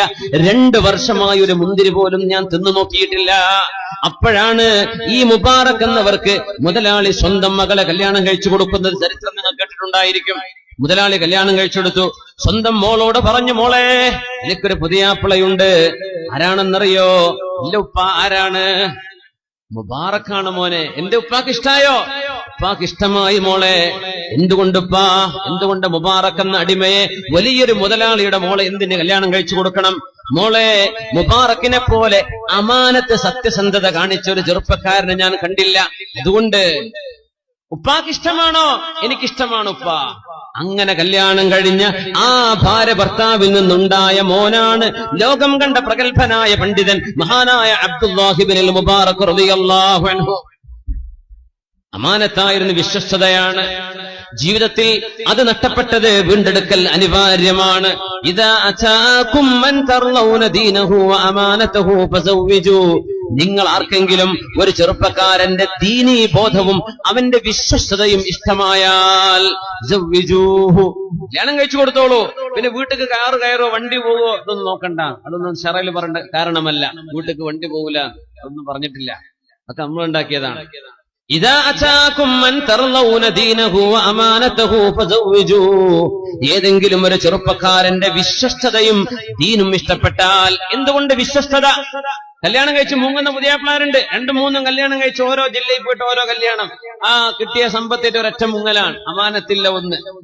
ദീനുണ്ടെങ്കിൽ അവളെ ഇഷ്ടപ്പെട്ടാൽ നല്ല നിലക്ക് അവളുടെ കൂടെ ജീവിക്കും. അവളോട് വെറുപ്പാണെങ്കിൽ അവളെ ബുദ്ധിമുട്ടാക്കില്ല. നല്ല നിലക്ക് തൊലാക്ക് ചൊല്ലും. ലാ തജഅലൂഹാ കൽ മുഅല്ലഖ. പെണ്ണുങ്ങളെ തൊലാക്ക് ചൊല്ലുന്നുമില്ല, വേറെ കല്യാണം കഴിക്കാൻ അവളെ വിടുന്നുമില്ല, ഇവനറ്റ വിടുന്നുമില്ല, ഉപദ്രവിക്കാൻ, മെന്റലി ടോർച്ചർ ചെയ്യാൻ, മാനസികമായി പീഡിപ്പിക്കാൻ. അതൊന്നും ദീനുള്ള ചെറുപ്പക്കാര് ചെയ്യൂല. നമ്മൾ യോജിച്ചു പോവില്ലേ മോളെ? എന്നാ പിന്നെ എന്ത് ചെയ്യാ? ഹക്കമൻ മിൻ അഹ്ലിഹി വ ഹക്കമൻ മിൻ അഹ്ലിഹാ. നമ്മുടെ മുതിർന്ന കാരണവന്മാർ ചർച്ച ചെയ്യട്ടെ. നമ്മൾ തമ്മിൽ തുടർന്നു പോകാൻ കഴിയുമോ ഇല്ലയോ? സാധ്യമല്ലെങ്കിൽ ത്വലാഖാണ് നമ്മുടെ പരിഹാരം. അള്ളാഹു അങ്ങനെ നിശ്ചയിച്ചിരിക്കണം. നമ്മൾ പിരിയുകയാ. നിനക്ക് നല്ലൊരു ഭർത്താവിനെ കിട്ടട്ടെ, എനിക്കൊരു നല്ല പെണ്ണിനെയും കിട്ടട്ടെ, മഅസ്സലാമ. ഇത് പറഞ്ഞ് സമാധാനപരമായി പിരിയേണ്ട കേസ് വരും. അങ്ങനെ സമാധാനപരമായി പിരിയണമെങ്കിൽ ഇവന് ദീന് വേണം, അല്ലെങ്കിൽ കോടതി ഇടപെടുത്തും. പെണ്ണും അങ്ങനെയാ. പെണ്ണുങ്ങളും പെണ്ണിന്റെ കൂട്ടക്കാരും പ്രത്യേകിച്ച് മനസ്സിലാക്കുക. നമ്മളൊക്കെ കല്യാണം കഴിച്ചു പോകുമ്പോ നമ്മുടെ പെങ്ങന്മാരുടെ വിഷയം വരുമ്പോ കുടുംബ കോടതിയിലേക്ക് പീഡന കേസ്. ആര് പീഡിപ്പിച്ചു എന്നായി പറയുന്നത്? പച്ച സാധുവായ പുതിയാപ്പിളന്റെ ഉമ്മ, പച്ച സാധുവായ പുതിയാപ്പിളയുടെ പെങ്ങള്, വല്യമ്മ പീഡിപ്പിച്ചു, പുതിയാപ്പിള പീഡിപ്പിച്ചു. ഒന്നും ചെയ്തിട്ടില്ല. ഇവരോട് ഇങ്ങോട്ടൊന്നും ചോദിക്കണ്ടെന്ന് വിചാരിച്ച് അങ്ങോട്ട് തോക്കിലേക്ക് ആദ്യം വെടിവെക്കുക. നഷ്ടപരിഹാരം 10 ലക്ഷം. നഷ്ടപരിഹാരം പുതിയാപ്പിളക്ക് ഇങ്ങോട്ടായിരിക്കും ചിലപ്പോൾ കൊടുക്കാനുണ്ടാവുക. പക്ഷേ എന്തായാലും വിവാഹ വിഷയത്തിൽ പെണ്ണിന് അനുകൂലമായിരിക്കും വിധി പറയുക എന്ന ഒരു ധിക്കാരത്തിൽ പച്ചയായ നുണ പറഞ്ഞ് പച്ചയായ കള്ളക്കേസുണ്ടാക്കി എന്റെ മുമ്പിനെ ദുന്യാവ് രക്ഷപ്പെട്ടാൽ മതിയോ? ആഖിറം രക്ഷപ്പെടണ്ടയോ? ആഖിറം രക്ഷപ്പെടണ്ടയോ? എത്ര കുടുംബമാണ് കള്ളക്കേസിൽ കുടുങ്ങി കിടക്കുന്നത്? പച്ചയായ നുണ. നന്മയല്ലാതെ മറ്റൊന്നും ചെയ്തിട്ടില്ലാത്ത ഒരു ഉമ്മ, നല്ല വാക്കുകളല്ലാതെ മറ്റൊന്നും പറഞ്ഞിട്ടില്ല. ഇത് എങ്ങാനും മോശപ്പെട്ട പറഞ്ഞുപോയി എന്ന് വിചാരിക്കുക. മനുഷ്യന്മാരില്ലേ? ആരാ അയ്യുർ റിജാലിൽ മുഹദ്ദബു? ആരാ ഒരു തെറ്റും ചെയ്യാത്തവരാരാ ഉള്ളത്? ഇങ്ങനെ പൊറുക്കേണ്ടിടത്തും ക്ഷമിക്കേണ്ടിടത്തും അതിനൊരുങ്ങാതെ കോടതി വരാന്തകളിലേക്ക് കേസുകൾ നീങ്ങുന്നത് ദീനില്ലാത്തതിന്റെ കുഴപ്പമാണ്. പെണ്ണിന് ദീന് വേണം, പെണ്ണിന്റെ വാപ്പാക്ക് ദീന് വേണം, ആങ്ങൾക്ക് ദീന് വേണം. ഒരു മനുഷ്യന് ഞാൻ എന്തിനു ദുൽമ ചെയ്യണം? വിധങ്ങൾ പറയുന്നു, ഇന്ന അസ്റഅ അശ്ശർരി ഉഖൂബതൻ ഇൻദല്ലാഹ്. അള്ളാഹുവിന്റെ അടുത്ത് ഏറ്റവും കടുത്ത ശിക്ഷ വളരെ പെട്ടെന്ന് വരുന്ന രണ്ട് തെറ്റുകളാണുള്ളത്. രണ്ട് തെറ്റുകൾക്കാണ് അസ്റഉൽ ഉഖൂബ. തെറ്റുകൾക്ക് അള്ളാഹു ഉടനെ ശിക്ഷ കൊടുക്കുന്ന രണ്ട് തെറ്റുകളാണുള്ളത്. പ്രത്യേകം മനസ്സിലാക്കി വെക്കുക, രണ്ടെണ്ണമാണ്. ഒന്ന് അൽ ബഗ്യു വ ഖതീഅത്തുർ റഹിമി, ഒന്ന് അക്രമം ചെയ്യലാണ്. ഒരു മനുഷ്യനെ പറ്റി ഇല്ലാത്തത് ആരോപിച്ച ആ മനുഷ്യനെ കേസുകളിൽ കൊടുക്കുക, ബുദ്ധിമുട്ടാക്കുക, പീഡിപ്പിക്കുന്നത്, ഒരു മനുഷ്യനെ ബുദ്ധിമുട്ടാക്കുന്നത് അക്രമം ചെയ്യുന്നതാണ്. വഖതീഅത്തുർ റഹ്മി, സ്വന്തം രക്തബന്ധത്തോട് കുടുംബബന്ധം മുറിച്ചു കളയലും അള്ളാഹുവിന്റെ മുമ്പിൽ ഗുരുതരമായ തെറ്റും വളരെ പെട്ടെന്ന് അതിന്റെ ശിക്ഷ വരുമെന്ന് മഹാനായ റസൂലുള്ളാഹി സ്വല്ലല്ലാഹു അലൈഹി വസല്ലം. ഇന്ന അസ്റഅ സവാബ്, പ്രതിഫലം ഏറ്റവും കൂടുതൽ വളരെ പെട്ടെന്ന് അള്ളാഹു കൂലി തരുന്നത് സിലത്തുർ റഹിം, കുടുംബബന്ധം ചേർക്കലുമാണ്. പിരിഞ്ഞു നിൽക്കുന്ന ഭാര്യ ഭർത്താക്കന്മാർ ചേരുന്നു, തെറ്റി നിന്നിരുന്ന ഉമ്മയോട് വാപ്പയോട് പിണക്കം തീർക്കുന്നു. റമളാനല്ലേ ഉമ്മ പുറത്തു തരണേ, ഉമ്മ മാപ്പാക്കി തരണേ, അങ്ങനെ പറയാ. നന്നായി തീരാ, കുടുംബമാണ്. കല്യാണം കഴിച്ചാലും അല്ലെങ്കിലും കുടുംബമാണ്, എല്ലാം കുടുംബമാണ്. കല്യാണം കഴിച്ച പെണ്ണിനെ സംബന്ധിച്ചിടത്തോളം ഭർത്താവിന്റെ ഉമ്മയും വാപ്പയും അവൾക്ക് രണ്ടാമതൊരു വാപ്പയും രണ്ടാമതൊരു ഉപ്പയുമായി. ഭർത്താവിനെ സംബന്ധിച്ചിടത്തോളം തന്റെ ഭാര്യയുടെ മാതാപിതാക്കൾ ഈ ഭർത്താവിനെ സംബന്ധിച്ചിടത്തോളം ആരാണ്? ഉമ്മയാണ്, വാപ്പയാണ്. ത്വലാഖ് ചൊല്ലിയാൽ പോലും മുറിയാത്ത ബന്ധമാണ്. നിക്കാഹിന്റെ ബന്ധം നമുക്കറിയാം. തൊട്ടാ ഒന്നും മുറിയില്ല എന്നല്ലേ പറയാ. സ്വന്തം ഉമ്മയെ തൊട്ടാ ഒന്നും മുറിയാത്ത പോലെ ഭാര്യ മാതാവിനെ തൊട്ടാ ഒന്നും മുറിയില്ല. ഭാര്യയെ ത്വലാഖ് ചൊല്ലിയതിന്റെ ശേഷമാണെങ്കിൽ തന്നെയും അത്രയും വലിയ ബന്ധമാണ്. അബൂ ഹുറൈറ റളിയല്ലാഹു തആല അൻഹു പറയുകയാണ്, സദസ്സിലിരിക്കുമ്പോ ഈ സദസ്സിൽ ആരെങ്കിലും സ്വന്തം കുടുംബത്തോട് പിണങ്ങി നിൽക്കുന്നുണ്ടോ? സദസ്സിൽ എഴുന്നേറ്റ് പോകണം. അബൂ ഹുറൈറ റളിയല്ലാഹു അൻഹു പറഞ്ഞു, ഞാൻ പറയല്ല, നമുക്ക് സദസ്സിൽ കസാല മൊത്തം കാലയിൽ പോയ പ്രശ്നമാവും ചിലപ്പോ. അങ്ങനെയൊന്നും ഉണ്ടാവില്ല എന്ന് വിചാരിക്കുക. അബൂ ഹുറൈറ തങ്ങൾ പറഞ്ഞു, എണീറ്റ് പോയിക്കോളിയത്. സ്വന്തം കുടുംബത്തോട് ചോരബന്ധമുള്ള ആളുകളോട് പിണങ്ങിയ മുഴുവൻ ആളുകളും എഴുന്നേൽക്കണമെന്ന് പറഞ്ഞപ്പോ സദസ്സിന്റെ അങ്ങേ മൂലയിൽ നിന്നൊരു ചെറുപ്പക്കാരൻ എഴുന്നേറ്റ് പോയി.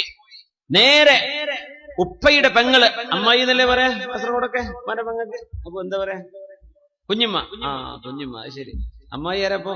അമ്മായി ഉമ്മക്ക് അമ്മായി എന്ന് പറയാം അല്ലേ? കുഞ്ഞുമ്മ. അപ്പൊ മൂത്തമ്മയാണെങ്കിലോ?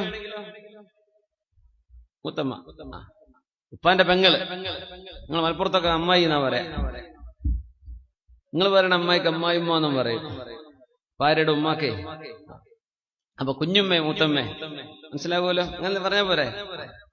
അപ്പൊ അവരുമായൊരു പിണക്കുണ്ടായിരുന്നു ചെറുപ്പക്കാരന്. നേരെ ചെന്നിട്ട് പറഞ്ഞു, കുഞ്ഞുമ്മ പൊരുത്തപ്പെടണേ. എന്തേ മോനെ ഇപ്പൊ നന്നായി? ഒന്നുമില്ല, അബൂ ഹുറൈറ തങ്ങളുടെ ക്ലാസ് അവിടെ നടക്കുന്നുണ്ട്, അവിടുന്ന് ഒരു വാക്ക് പറഞ്ഞു, പിണക്കുള്ളവരൊക്കെ എഴുന്നേറ്റ് പോയിക്കോ എന്ന് പറഞ്ഞു. സ്വന്തം ചോരബന്ധത്തോട് പിണങ്ങിയവരൊക്കെ എഴുന്നേറ്റ് പോയിക്കോ എന്ന് പറഞ്ഞു. ഞാൻ പോന്നുമ്മ, അബൂ ഹുറൈറ തങ്ങൾ പറയല്ലേ, നബിന്റെ സ്വഹാബിയല്ലേ, ഞാൻ എഴുന്നേറ്റ് പോന്നു. മോനെ, അബൂ ഹുറൈറ തങ്ങളോട് പോയിട്ട് തിരിച്ചു ചോദിക്ക്, എന്തേ നിങ്ങൾ അങ്ങനെ പറയാൻ കാരണമെന്ന് ചോദിക്കൂ എന്ന് പറഞ്ഞു. ഞാൻ പൊരുത്തപ്പെട്ടു മോനെ, പൊരുത്തപ്പെട്ടു, നന്നായി. കുഞ്ഞുമ്മ പൊരുത്തപ്പെട്ടു കൊടുത്തു. നേരെ വന്ന് അബൂ ഹുറൈറ തങ്ങളോട് ചോദിച്ചു, മഹാനായ അഷ്റഫുൽ ഹൽഖ തങ്ങളുടെ സ്വഹാബിയായവരെ, അങ്ങയുടെ സദസ്സിൽ നിന്ന് ഞാൻ എഴുന്നേറ്റ് പോയി. എന്റെ കുഞ്ഞുമ്മയോട് പിണക്കുണ്ടായിരുന്നു, പിണക്കൊക്കെ തീർന്നിരിക്കാൻ. എന്റെ കുഞ്ഞുമ്മ ചോദിക്കാൻ പറഞ്ഞു, എന്തേ നിങ്ങൾ അങ്ങനെ പറയാൻ കാരണം എന്ന് ചോദിക്കാൻ വേണ്ടി പറഞ്ഞു. അപ്പൊ പറഞ്ഞു, സമിഅ്തു ഖലീലി റസൂലല്ലാഹ് സ്വല്ലല്ലാഹു അലൈഹി വസല്ലം യഖൂൽ, എന്റെ ഹബീബായ നബി തങ്ങൾ പറഞ്ഞത് എന്റെ ചെവി കൊണ്ട് ഞാൻ കേട്ടതാണ്. അല്ലാഹു സുബ്ഹാനഹു വ തആല ഇന്നല്ലാഹ ലാ യുൻസിലു റഹ്മതഹ, അല്ലാഹുവിന്റെ കാരുണ്യം അല്ലാഹു ഫീ ഖൗമിൻ, ഒരു സമൂഹത്തിലേക്ക് ഇറക്കുകയില്ല, വഫീഹിം ആഖ്, സ്വന്തം മാതാപിതാക്കളോടോ മാതാപിതാക്കളുടെ ചോരബന്ധമുള്ളവരോടോ പിണങ്ങി നിൽക്കുന്ന ഒരാൾ ഒരു സദസ്സിലുണ്ടെങ്കിൽ ആ സദസ്സിൽ അല്ലാഹുവിന്റെ റഹ്മത്ത് വരികയില്ലെന്ന് അല്ലാഹുവിന്റെ ഹബീബ് പറഞ്ഞിട്ടുണ്ട്. അതുകൊണ്ടാ ഞാൻ എഴുന്നേറ്റ് പോകാൻ വേണ്ടി പറഞ്ഞതെന്ന് മഹാനായ അബൂ ഹുറൈറ റളിയല്ലാഹു അൻഹു. കല്യാണം കഴിച്ചതിൽ പിന്നെ പെങ്ങളോട്, ഉമ്മയോട്, കുടുംബത്തോട്, മാതാപിതാക്കളോട് പിണക്കമായി കഴിഞ്ഞവർ ഓർക്കുക. വിവാഹം നടക്കുന്ന 28 വയസ്സുവരെ 30 വയസ്സുവരെ പോറ്റി വളർത്തിയ സ്നേഹം തന്ന, വൈകുന്നേര സമയത്ത് തളർന്നു വരുമ്പോഴോ, കളി കഴിഞ്ഞു വരുമ്പോഴോ, പാതിരാക്ക് കൂട്ടുകാട് കൂടെ കറങ്ങിത്തിരിഞ്ഞു വരുമ്പോഴോ നിങ്ങൾക്ക് വേണ്ടി വാതിൽ തുറന്നു തന്ന് വീട്ടിലുള്ള ഭക്ഷണം വെച്ചു തന്ന് നിങ്ങളെ സുബഹിക്ക് വിളിക്കാൻ വന്ന പ്രിയപ്പെട്ട ഉമ്മയെ കല്യാണം കഴിച്ചതിന്റെ ശേഷം എന്തുകൊണ്ട് കാണാൻ പറ്റാതെയായി? എന്തുകൊണ്ട് പിണക്കമായി? എന്തുകൊണ്ട് ഉമ്മ നിങ്ങൾക്ക് ശത്രുവായി? ആ വീട്ടിൽ നിന്ന് മാറിപ്പോവണമെന്നായി? വല്ലാത്ത അത്ഭുതമാണ്. മുൻകാലത്ത് നമ്മുടെ വീടുകളിൽ സൗകര്യമുണ്ടോ? ഇല്ല. ഒറ്റ റൂം, ഒരു ഹാള്, അല്ലെ ഉമ്മാക്ക് വാപ്പാക്ക് റൂം, പിന്നെ അടുക്കള, കഴിഞ്ഞു. കുട്ടികളെ ഓടിയിട്ട് ഒറ്റ ഓട്ടം, കഴിഞ്ഞോ, ആ റൂം കഴിഞ്ഞു, അത്രയേ ഉള്ളൂ. ആ വീടിനുള്ളിലാണ് പെങ്ങളും പെങ്ങളുടെ മക്കളും വാപ്പയും വാപ്പയുടെ അനുജനും അമ്മായും എല്ലാവരും ഒരുമിച്ച് എല്ലാവിധ പരിമിതികളും മറന്ന് സ്നേഹമെന്ന ഒരൊറ്റ പരിധിക്കുള്ളിൽ നിന്ന് അടുക്കളയിലും ബെഡ്റൂമിലും ഹാളിലും വരാന്തകളിലും ഒക്കെയായി സ്നേഹത്തോടുകൂടെ കഴിഞ്ഞിരുന്ന ഒരു വീട്, ഒറ്റ വീട്. അന്ന് വിരുന്നുകാരൻ വരും, നല്ല രസമായിരിക്കും അല്ലെ? വിരുന്നുകാരൊക്കെ വരുന്നു. അവിടെ പാർക്കാനൊന്നും വീട്ടിൽ സ്ഥലമില്ല, എന്നാലുള്ള പായ വിരിച്ച് എന്തോ ഒരു സന്തോഷത്തിൽ ചക്കയും മാങ്ങയും ഒക്കെ എടുത്തു വെച്ച് കഴിച്ച്, ഉള്ള അരിയും വെച്ച് കഞ്ഞി കുടിച്ച് ചമ്മന്തി വെച്ച് വളരെ മനോഹരമായി സ്നേഹത്തോടെ സ്കൂൾ പൂട്ടിയ 30 ദിവസം ആ വീട്ടിൽ വല്ലത് അവിടെ ഉണ്ടോ? ഒന്നുമില്ല. അങ്ങനത്തെ വീട്. എന്നിട്ട് അവിടെ കിടന്നുറങ്ങാൻ ആളുകൾ വന്നിരുന്നു, പാർക്കാൻ ആളുകൾ വന്നിരുന്നു. ഇന്ന് മണിമാളിക നമ്മൾ ഉണ്ടാക്കുന്നുണ്ട്, അതിൽ ഒരു റൂം ഗസ്റ്റ് റൂമാണ്, പക്ഷേ ഒരു ഗസ്റ്റും അവിടെ കിടന്നുറങ്ങുന്നില്ല. രാത്രി 2 മണിയായാലും പറയുന്നു എനിക്ക് എന്റെ വീട്ടിലേക്ക് പോകണം. ആരും ആ റൂമിൽ ഉറങ്ങുന്നില്ല. വീടുകളിലേക്ക് പ്രിയപ്പെട്ട ഉമ്മ കടന്നു വരുന്നില്ല. എന്തേ? തുടച്ചു വൃത്തിയാക്കുന്ന മരുമോൾ, അവൾക്ക് ഉമ്മ വരുമ്പോഴേക്കും വിഷമമാണ്. ഉമ്മയുടെ കയ്യിൽ നിന്ന് വല്ലതും താഴെ വീണാൽ, ഉമ്മ വല്ലതും വൃത്തികേടാക്കിയാൽ, യൂറോപ്യൻ ക്ലോസറ്റ് ഉമ്മക്ക് ഉപയോഗിക്കാൻ അറിയില്ലല്ലോ, ഉമ്മ വന്ന് ഫ്ലഷ് ചെയ്യാതെ പോയാൽ ഈ ഉമ്മ വന്നിട്ട് വീട്ടിൽ ദുർഗന്ധമാണെന്ന് പറയുന്ന സ്വന്തം മകന്റെ മോളുടെ വീട്ടിൽ എങ്ങനെയാ ഞാൻ നിൽക്കുന്നത്? ഉമ്മാക്ക് അവിടെ വേണ്ട. ആ വീട്ടിൽ ഉപ്പ വരുന്നില്ല. എന്തേ? അവരൊക്കെ വരുമ്പോൾ ഇവൾ തുടച്ചു പോകുന്നത് കാണാം. ഉമ്മയും വാപ്പയും നടക്കുന്നതിന്റെ പിന്നാലെ, മഫ്ഫെടുത്ത് പിന്നാലെ അവൾ ഓടുകയാണ്. എന്തിന്? കാല് തട്ടി ചെളി വീഴുന്നുണ്ട് വിലപിടിപ്പുള്ള ഗ്രാനൈറ്റിൽ. എന്റെ പെങ്ങളെ, പ്രിയപ്പെട്ട സഹോദരി, ആ ഉപ്പയുടെ കാലിലെ ചെളിയാണ് മോളെ നിന്റെ മുഖത്ത് നിൽക്കുന്ന ശോഭയെക്കാളും പുണ്യമായത്. ആ ഉപ്പയുടെ പിറകിൽ ചെന്ന് നിങ്ങൾ വരുമ്പോൾ ഇവിടെ അഴിക്കാവുന്നുണ്ട് എന്ന ഒരു മെസ്സേജ് നീ അറിയാതെയോ അറിഞ്ഞോ അവർക്ക് കൈമാറിക്കൊണ്ടിരിക്കുന്നു. എങ്ങനെയാ വീട്ടിൽ അള്ളാഹുവിന്റെ മലക്കുകൾ വരുന്നത്? ഉമ്മ വാപ്പമാർ വെറുത്തു പോകുന്ന വീടുകളിൽ അള്ളാഹുവിന്റെ മലാക്കമാർ വരുമോ? അള്ളാഹുവിന്റെ മലക്കുകൾ വരുമോ? മഹാനായ അബൂ ഹുറൈറ തങ്ങൾ പറയുന്നു, മൻ കാന ആഖൻ ഫൽഖുറുജ്. അതുകൊണ്ടാണ് ഇൽമിന്റെ മജ്ലിസിൽ വെച്ച് പറഞ്ഞത് അബൂ ഹുറൈറ റളിയല്ലാഹു അൻഹു, പിണങ്ങിയവർ മുഴുവനും എഴുന്നേറ്റ് പോകണം. ഹബീബായ നബി തങ്ങൾ പറഞ്ഞിട്ടുണ്ട്, സ്വന്തം കുടുംബത്തോട് പിണങ്ങിയ ആളുകൾക്ക് ഈ അള്ളാഹുവിന്റെ റഹ്മത്ത് ഒരു സദസ്സിൽ ഇറങ്ങുകയാണെങ്കിൽ, അവിടെ സ്വന്തം ഉമ്മയോട് വാപ്പയോട് പിണങ്ങിയവരുണ്ടെങ്കിൽ അള്ളാഹുവിന്റെ കരുണ അവിടെ ഇറങ്ങുകയില്ല എന്ന് അഷ്റഫുൽ ഖൽഖ് റസൂലുള്ളാഹ് സല്ലു അലൻ നബി മുഹമ്മദിൻ വആലിഹി. എഴുന്നേൽക്കാൻ പറ്റുന്നവർ എഴുന്നേൽക്കുക, സദസ്സ് സ്റ്റേജും എഴുന്നേൽക്കണ്ടേ. അല്ലാഹുമ്മ സല്ലി അലാ സയ്യിദിനാ മുഹമ്മദിൻ വഅലാ ആലി സയ്യിദിനാ മുഹമ്മദിൻ വബാരിക് വസല്ലിം അലൈഹി. അല്ലാഹുമ്മ സല്ലി അലാ سيدنا محمد وعلى آل سيدنا محمد وبارك وسلم عليه. അല്ലാഹു നമുക്ക് റഹ്മത്ത് ചെയ്യട്ടെ. എന്തെങ്കിലും പിണക്കങ്ങൾ ഉണ്ടെങ്കിൽ അല്ലാഹു നീക്കിത്തരട്ടെ. ഖൽബുകൾക്കിടയിൽ ഇണക്കവും സ്നേഹവും അല്ലാഹു കാരുണ്യവാനായ അല്ലാഹു നൽകി അനുഗ്രഹിക്കട്ടെ. കുടുംബത്തിലേക്ക് ഒരു പെണ്ണ് കയറി വരുമ്പോൾ അവിടെ റഹ്മത്ത് വരുന്നു, അല്ലാഹുവിന്റെ റഹ്മത്ത് വരുന്നുണ്ട്. ആ റഹ്മത്തിനെ നമ്മളായിട്ട് തടഞ്ഞു വെക്കല്ലേ. ഒരു അംഗം വീട്ടിലേക്ക് വർദ്ധിക്കുകയാണെങ്കിൽ ആ ഒരു ഏറെ വരുന്ന അംഗത്തിനുള്ള റിസ്ക്, വഫിസ്സമാഇ റിസ്ഖുകും വമാ തുഅദൂൻ, നിങ്ങൾക്കുള്ള ഭക്ഷണം അല്ലാഹു ആകാശലോകത്ത് രേഖപ്പെടുത്തി വെച്ചിട്ടുണ്ട്. വീട്ടിലേക്ക് ഒരു അതിഥി വരുമ്പോൾ അതിഥിക്ക് വേണ്ട റിസ്ക് അല്ലാഹു ഒരു വഴിക്ക് തരുന്നുണ്ട്. ഒരു കുഞ്ഞിന് ജന്മം നൽകപ്പെടുമ്പോൾ ആ കുഞ്ഞിന് വേണ്ട ഭക്ഷണം അല്ലാഹു നമുക്ക് രേഖപ്പെടുത്തുന്നുണ്ട്. ഒരു ഭാര്യ കടന്നു വരുന്നു, അവൾ വരുമ്പോൾ അവളുടെ റിസ്കുമായാണ് കടന്നു വരുന്നത്. അവരുടെ ഭക്ഷണം അവൾ കൊണ്ടുവരുന്നുണ്ട്. മിൻ മലകൂതിസ് സമാ, ഇത് കാരുണ്യവാന്റെ അല്ലാഹുവിന്റെ തീരുമാനമാണ്. അതുകൊണ്ട് ഒരാൾ കടന്നു വരുന്നത് ഒരാൾക്കും ഭാരമാവല്ലേ. ജീവിതത്തിന്റെ തണിയായി കൂടെ നിൽക്കാൻ, സങ്കടത്തിലും സന്താപത്തിലും കൂടെ നിൽക്കാൻ, മരണം വരെ പിരിയാത്തൊരു ബന്ധമായി വിവാഹ ബന്ധങ്ങൾ മാറണമെന്ന് പഠിപ്പിക്കുകയായിരുന്നുവല്ലോ പരിശുദ്ധ റസൂലുള്ളാഹ് സ്വല്ലല്ലാഹു അലൈഹി വസല്ലം ഹബീബായ നബി തങ്ങൾ എത്ര മനോഹരമായിട്ടാണ് ഈ ഇബാദത്തിനെ സംബന്ധിച്ച് പറഞ്ഞു തന്നത്. എത്ര മനോഹരമാണ്.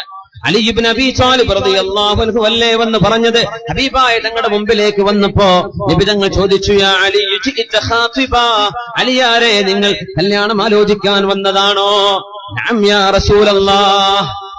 ആദ്യമൊന്നും പറഞ്ഞു കൊടുത്തില്ല എന്താണ് കാരണമെന്ന്. എന്തേ വന്നു? ഒന്നുമില്ല നബിയേ. എന്തിനെ വന്നത്? ഒന്നുമില്ല നബിയേ. തങ്ങളുടെ മറുപടി വന്നു, ജിഇത ഖാതിബാ, എന്റെ പ്രിയപ്പെട്ട മോൾ ഫാത്തിമയെ കല്യാണം കഴിക്കാൻ ആലോചിച്ചു വന്നതാണോ? നഅം യാ റസൂലല്ലാഹ്. അതേ നബിയേ. തങ്ങളുടെ അടുത്ത ചോദ്യം, മഹറുണ്ടോ? ജോലിയുണ്ടോ, വിസ കിട്ടിയോ എന്നല്ല ചോദിക്കുന്നത്. എന്താണ്? മഹർ കൊടുക്കാൻ വകുപ്പുണ്ടോ? എത്ര മതി? മഹർ കൊടുക്കാനുണ്ടോ? ഇല്ല നബിയേ, ഒന്നുമില്ല. എന്റെ ആഗ്രഹം അങ്ങയുടെ മോളെ കല്യാണം കഴിക്കണം എന്നാണ്. അലിയാരെ, ഐന ദിർഉക്, നിങ്ങളുടെ പടയങ്കി എവിടെ? നിങ്ങളുടെ ഇരുമ്പിന്റെ പടയങ്കി എവിടെ? അതിനെന്ത് കിട്ടും നബിയേ? എന്ത് കിട്ടിയാലും അങ്ങ് വാങ്ങിച്ചു വാ. 400 ദിർഹം വെള്ളി നാണയമാണ് ദിർഹം, ദീനാറാണ് സ്വർണ്ണ നാണയമെന്ന്. 400 ദിർഹം കിട്ടി. നബി തങ്ങൾ പറഞ്ഞു, അലിയാരെ, വീട്ടിലേക്ക് വേണ്ട സാധനങ്ങൾ വാങ്ങിച്ചോളൂ, മഹറും കൊടുത്തോളൂ. ഫാത്തിമാക്ക് അല്ലാഹുവിന്റെ ഹബീബ് വിവാഹം ചെയ്തു കൊടുക്കുകയാണ്. സവ്വജ്തുക ബിൻതി ഫാത്തിമ, എന്റെ മോൾ ഫാത്തിമയെ അലിയാരെ നിങ്ങൾക്ക് ഞാൻ നിക്കാഹ് ചെയ്തു തന്നിരിക്കുന്നു എന്ന് അഷ്റഫുൽ ഖൽഖ് റസൂലുള്ളാഹ് സ്വല്ലല്ലാഹു അലൈഹി വസല്ലം. ബ്രോക്കർക്ക് കാശ് കൊടുക്കേണ്ടി വന്നിട്ടില്ല. ബ്രോക്കറേജ് ഉണ്ടാ? ഇല്ല. വളരെ മനോഹരമായി ഹബീബിന്റെ മുമ്പിൽ നടന്ന വിവാഹമാണ്. ഹബീബിന്റെ പൊന്നുമോളെ എങ്ങനെയാണ് ഹബീബ് കയ്യിലേൽപ്പിച്ചത് എന്ന് പഠിപ്പിക്കുകയാ റസൂലുള്ളാഹ് സ്വല്ലല്ലാഹു അലൈഹി വസല്ലം. ആ ഒരു ചരിത്രം ഒരു പക്ഷേ നമ്മൾ കേട്ടതാവാം. പക്ഷേ ഇന്ന് നമ്മൾ നടത്തുന്ന ആഭാസങ്ങളൊന്ന് തെറ്റിച്ചു നോക്കുമ്പോഴാ എത്ര ദൂരെയാണ് നമ്മൾ ഓടിക്കൊണ്ടിരിക്കുന്നത്. ഹൈവേയിൽ നിന്ന് എത്ര ദൂരെയാണ് നമ്മൾ നേർക്കുനേരെ പോവേണ്ട റൂട്ടിൽ നിന്ന് വഴിതെറ്റി ഏതോ ലോകത്തുകൂടെ നമ്മൾ പോയിക്കൊണ്ടിരിക്കുന്നത്. അഷ്റഫുൽ ഖൽഖ് തങ്ങളുടെ മുമ്പിൽ നിക്കാഹ് നടക്കുന്നു. പ്രിയപ്പെട്ട മോൾ ഫാത്തിമ റളിയല്ലാഹു അൻഹയെ ഏൽപ്പിക്കുകയാണ്. അലി റളിയല്ലാഹു അൻഹുവിന്റെ വിവാഹം നടക്കുന്ന ആദ്യത്തെ ദിവസമാണത്. യാ അലിയു യാ ഫാത്തിമ, അലിയായ ഫാത്തിമ, ലാ തുഹ്ദിഥാ ശൈഅൻ ഹത്താ ആതീകുമാ, ഞാൻ വരുന്നത് വരെ നിങ്ങൾ ഉറങ്ങരുത്, എന്നെ കാത്തിരിക്കണം, ഞാൻ രാത്രി വീട്ടിലേക്ക് വരാം. വിവാഹം കഴിഞ്ഞു. അന്നത്തെ ദിവസം എത്ര സിമ്പിളാണ്. ഖൈബറിൽ മുത്തുനബി തങ്ങൾ സഫിയ്യ റളിയല്ലാഹു അൻഹ വിവാഹം ചെയ്ത് അങ്ങനെയായിരുന്നു. സഫിയ്യ ബിൻത് ഹുയൈ റളിയല്ലാഹു അൻഹ, അവരുടെ വാപ്പ ജൂതനായിരുന്നു. സഫിയ്യ ബീബി ജൂതമതത്തിൽ നിന്ന് ഇസ്ലാമിലേക്ക് വന്ന മഹദിയാണ്. സഫിയ്യ റളിയല്ലാഹു അൻഹയെ നബി തങ്ങൾ വിവാഹം ചെയ്ത് ഖൈബറിൽ വെച്ചാണ്. നിക്കാഹ് നടന്നപ്പോ സദ്യ വേണ്ടേ നബിയെ? വേണം, സദ്യ വേണം, സദ്യ വേണം. നബി തങ്ങൾ ആരുടെ കയ്യിൽ എന്തെങ്കിലും ഭക്ഷണം ഉണ്ടെങ്കിൽ കൊണ്ടുവരണേ ഞങ്ങൾ പറയാ. ഹബീബിന്റെ കല്യാണമാണത്. എല്ലാരും കാരക്ക കൊണ്ടുവന്നു. ആരോ കുറച്ചാൾ കുറച്ച് നെയ്യും, അത് ഒരു മൃഗത്തിന്റെ തോലുണ്ടായിരുന്നു, അവർ സുപ്ര വിരിക്കുന്ന പോലെ വിരിക്കുന്ന ഒരു വസ്ത്രത്തിൽ വിരിച്ചിട്ട് കാരക്കയും കുറച്ച് നെയ്യും അവിടെ വെച്ചു. കാരക്ക ഓരോരുത്തരെടുത്ത് തിന്നാൻ തുടങ്ങി. ആ സുപ്രക്ക് ചുറ്റും ആളുകൾ ഇരിക്കാൻ തുടങ്ങി. തങ്ങൾ പറഞ്ഞു, വിളിച്ചോളൂ, വിളിച്ചോളൂ, എല്ലാവരെയും വിളിച്ചോളൂ, വിവാഹത്തിന്റെ സദ്യയാണെന്ന് പറഞ്ഞ് ഓരോരുത്തരെയും വിളിച്ചു കൊണ്ടുവന്നു. എല്ലാവരും വന്നു. അനസ് റളിയല്ലാഹു അൻഹു ഖാദിമു റസൂലില്ലാഹ്, നബി തങ്ങളുടെ ഖാദിം പറയുന്നു, ഞങ്ങൾ 400 പേരെന്നുണ്ടായിരുന്നു. ഖൈബർ യുദ്ധം കഴിഞ്ഞ് തിരിച്ചു വരികയാണ്. 400 പേർ ഞങ്ങൾ ഉണ്ടായിരുന്നു. ഞങ്ങൾ എല്ലാവർക്കും ഭക്ഷണം അവിടെ തികഞ്ഞു എന്നതാണ് അത്ഭുതം. അത് ഹബീബിന്റെ മുഅ്ജിസത്തായിരുന്നു. അല്ലാഹു നൽകുന്ന മിറക്കിൾസ്, അല്ലാഹു നൽകുന്ന മഹാത്ഭുതങ്ങൾ. 400 ആൾക്ക് കുറഞ്ഞ കാരക്ക മതി. കാരക്കയും നെയ്യും ഇതായിരുന്നു ഹബീബിന്റെ കല്യാണത്തിന്റെ വിഭവം സ്വല്ലല്ലാഹു അലൈഹി വസല്ലം. സൈനബ് റളിയല്ലാഹു അൻഹയെ, സൈനബ് ബീവിയെ കല്യാണം കഴിച്ചപ്പോഴാ ഹബീബായ തങ്ങൾ പൊടി പൊടിച്ച കല്യാണ സദ്യ ഉണ്ടാക്കിയത്. എത്രയെന്നറിയോ? ശാതൻ, ഒരാടർത്തു, ഒറ്റാട്. അതാണ് ഏറ്റവും ഗംഭീരമായ ഹബീബിന്റെ വിവാഹ സദ്യ. സൈനബ് റളിയല്ലാഹു അൻഹയെ കല്യാണം കഴിച്ചപ്പോഴാണ് ഒരാടർത്തത്. ഹബീബായ തങ്ങൾക്കത് ഇഷ്ടമായിരുന്നു. ഔലിം വലൗ ബിശാ, ഞങ്ങൾ പറയും കല്യാണം കഴിഞ്ഞാൽ, നിക്കാഹ് കഴിഞ്ഞാൽ തന്നെ വിവാഹ സദ്യ കൊടുക്കാം. അല്ല, ഏറ്റവും പുണ്യമായ സമയം, ശ്രേഷ്ഠമായ സമയം ഭാര്യയും ഭർത്താവും ഒരുമിച്ച് ഒരു രാത്രി താമസിച്ചതിന്റെ ശേഷമാണ്. പക്ഷെ അതിന്റെ മുമ്പും കൊടുക്കാം, ശേഷം കൊടുക്കാം. അതിലൊന്നും ഉലമാ ഒരു വിരോധം പറഞ്ഞിട്ടില്ല. കാരണം അത് അതിന്റെ അരികത്ത് തന്നെയല്ലേ, കുഴപ്പമില്ല. നമ്മുടെ നാട്ടിൽ നടക്കുന്ന തെറ്റാണ് എന്നൊന്നും പറയാൻ പറ്റില്ല, കുഴപ്പമില്ല.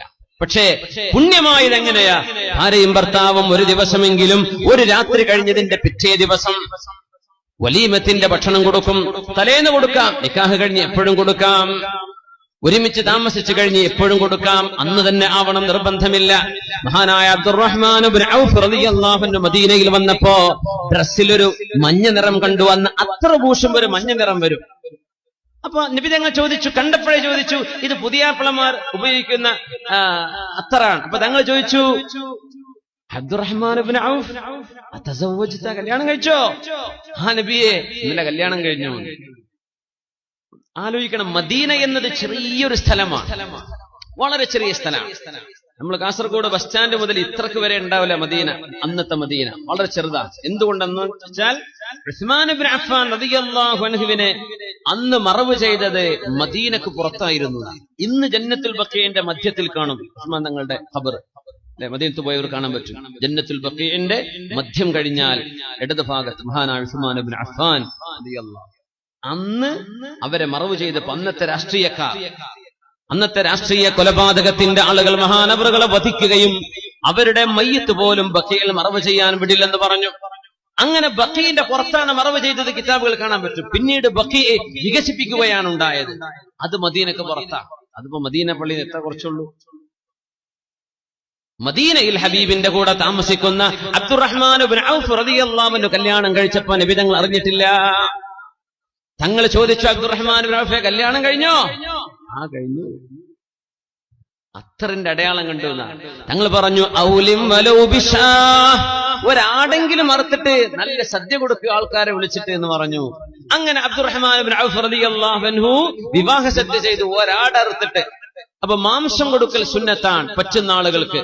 ഒരുപാട് അതിഥികളെ വിളിക്കാം, ഇതൊക്കെ സുന്നത്താണ്. അതിഥികൾക്ക് നല്ല ഭക്ഷണം കൊടുക്കാം, പക്ഷേ ധൂർത്ത് ചെയ്തുകൂടാ.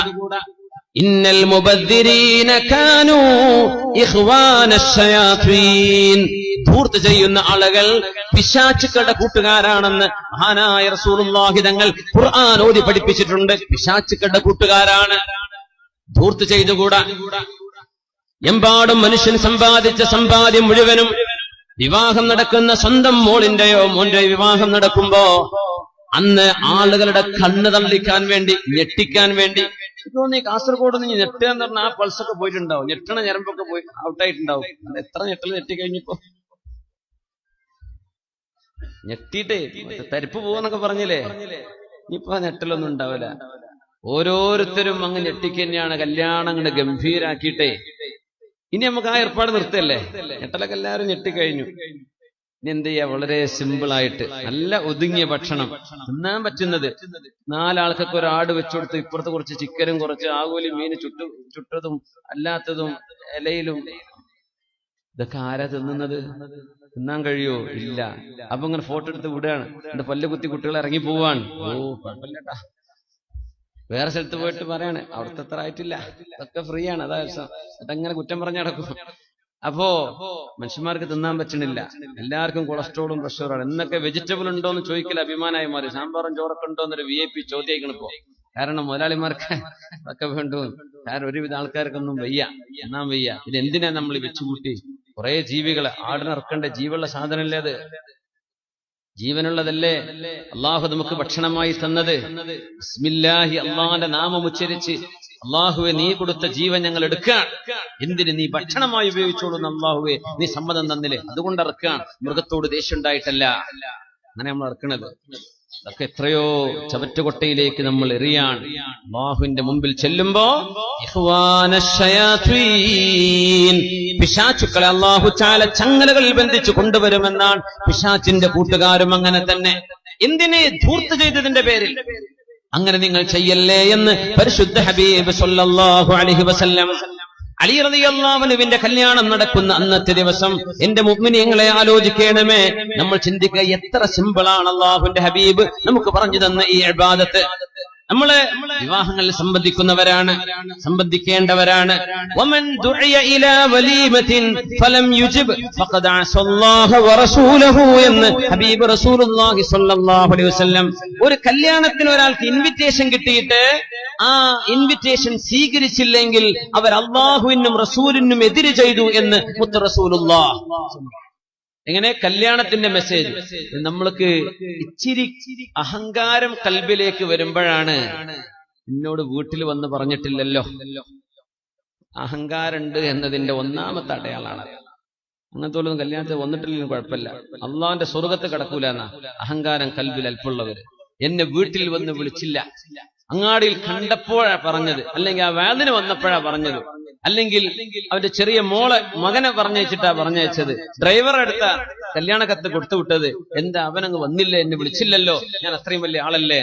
ചിന്തിക്കാൻ പാടില്ലാത്ത വിഷയമാണ് ഇതൊക്കെ. ഈഗോയാണ്. അല്ലാഹു കാത്ത് രക്ഷിക്കട്ടെ. മൻ ദുഇയ ഇലാ വലീമത്തിൻ, ഹബീബായ നബി തങ്ങൾ പറയുന്നു, ഇന്നി ലഉജീബു ദഅവ വലൗ ദുഈതു ഇലാ ഖറാഅ്. ഹബീബായ തങ്ങൾ പറയുന്നു, എന്നെ ഒരു സദ്യക്ക് വിളിച്ചു എന്നിരിക്കട്ടെ, ആ വിവാഹ സദ്യയിൽ ഒരാടിന്റെ എല്ല് മാത്രം, മാംസമില്ലാത്ത കാലിന്റെ എല്ല് മാത്രം എന്ന് പറഞ്ഞ ഇറച്ചിക്കടക്കാരുണ്ടല്ലോ, മാംസമൊക്കെ വെട്ടിയിട്ട് എല്ലുണ്ട് ബാക്കി വേർക്കില്ല, വേറെ ലോറിക്കാർക്ക് കൊടുക്കാൻ വേണ്ടിയിട്ട് എല്ല് ട്രീറ്റ് ചെയ്യുന്നവര് കൊടുക്കാൻ, അങ്ങനത്തെ ഒരു എല്ലേ ഉള്ളൂ. എന്നിട്ട് മുത്തുനബിയെ വിളിച്ചു. പള്ളിയിലെ ഉസ്താദ് വരുമോ? ഒരിക്കൽ പോയി പെട്ടുപോയ പിന്നെ ഓടാൻ വയ്യല്ല, അടുത്ത വിളിക്ക് വരുമോ?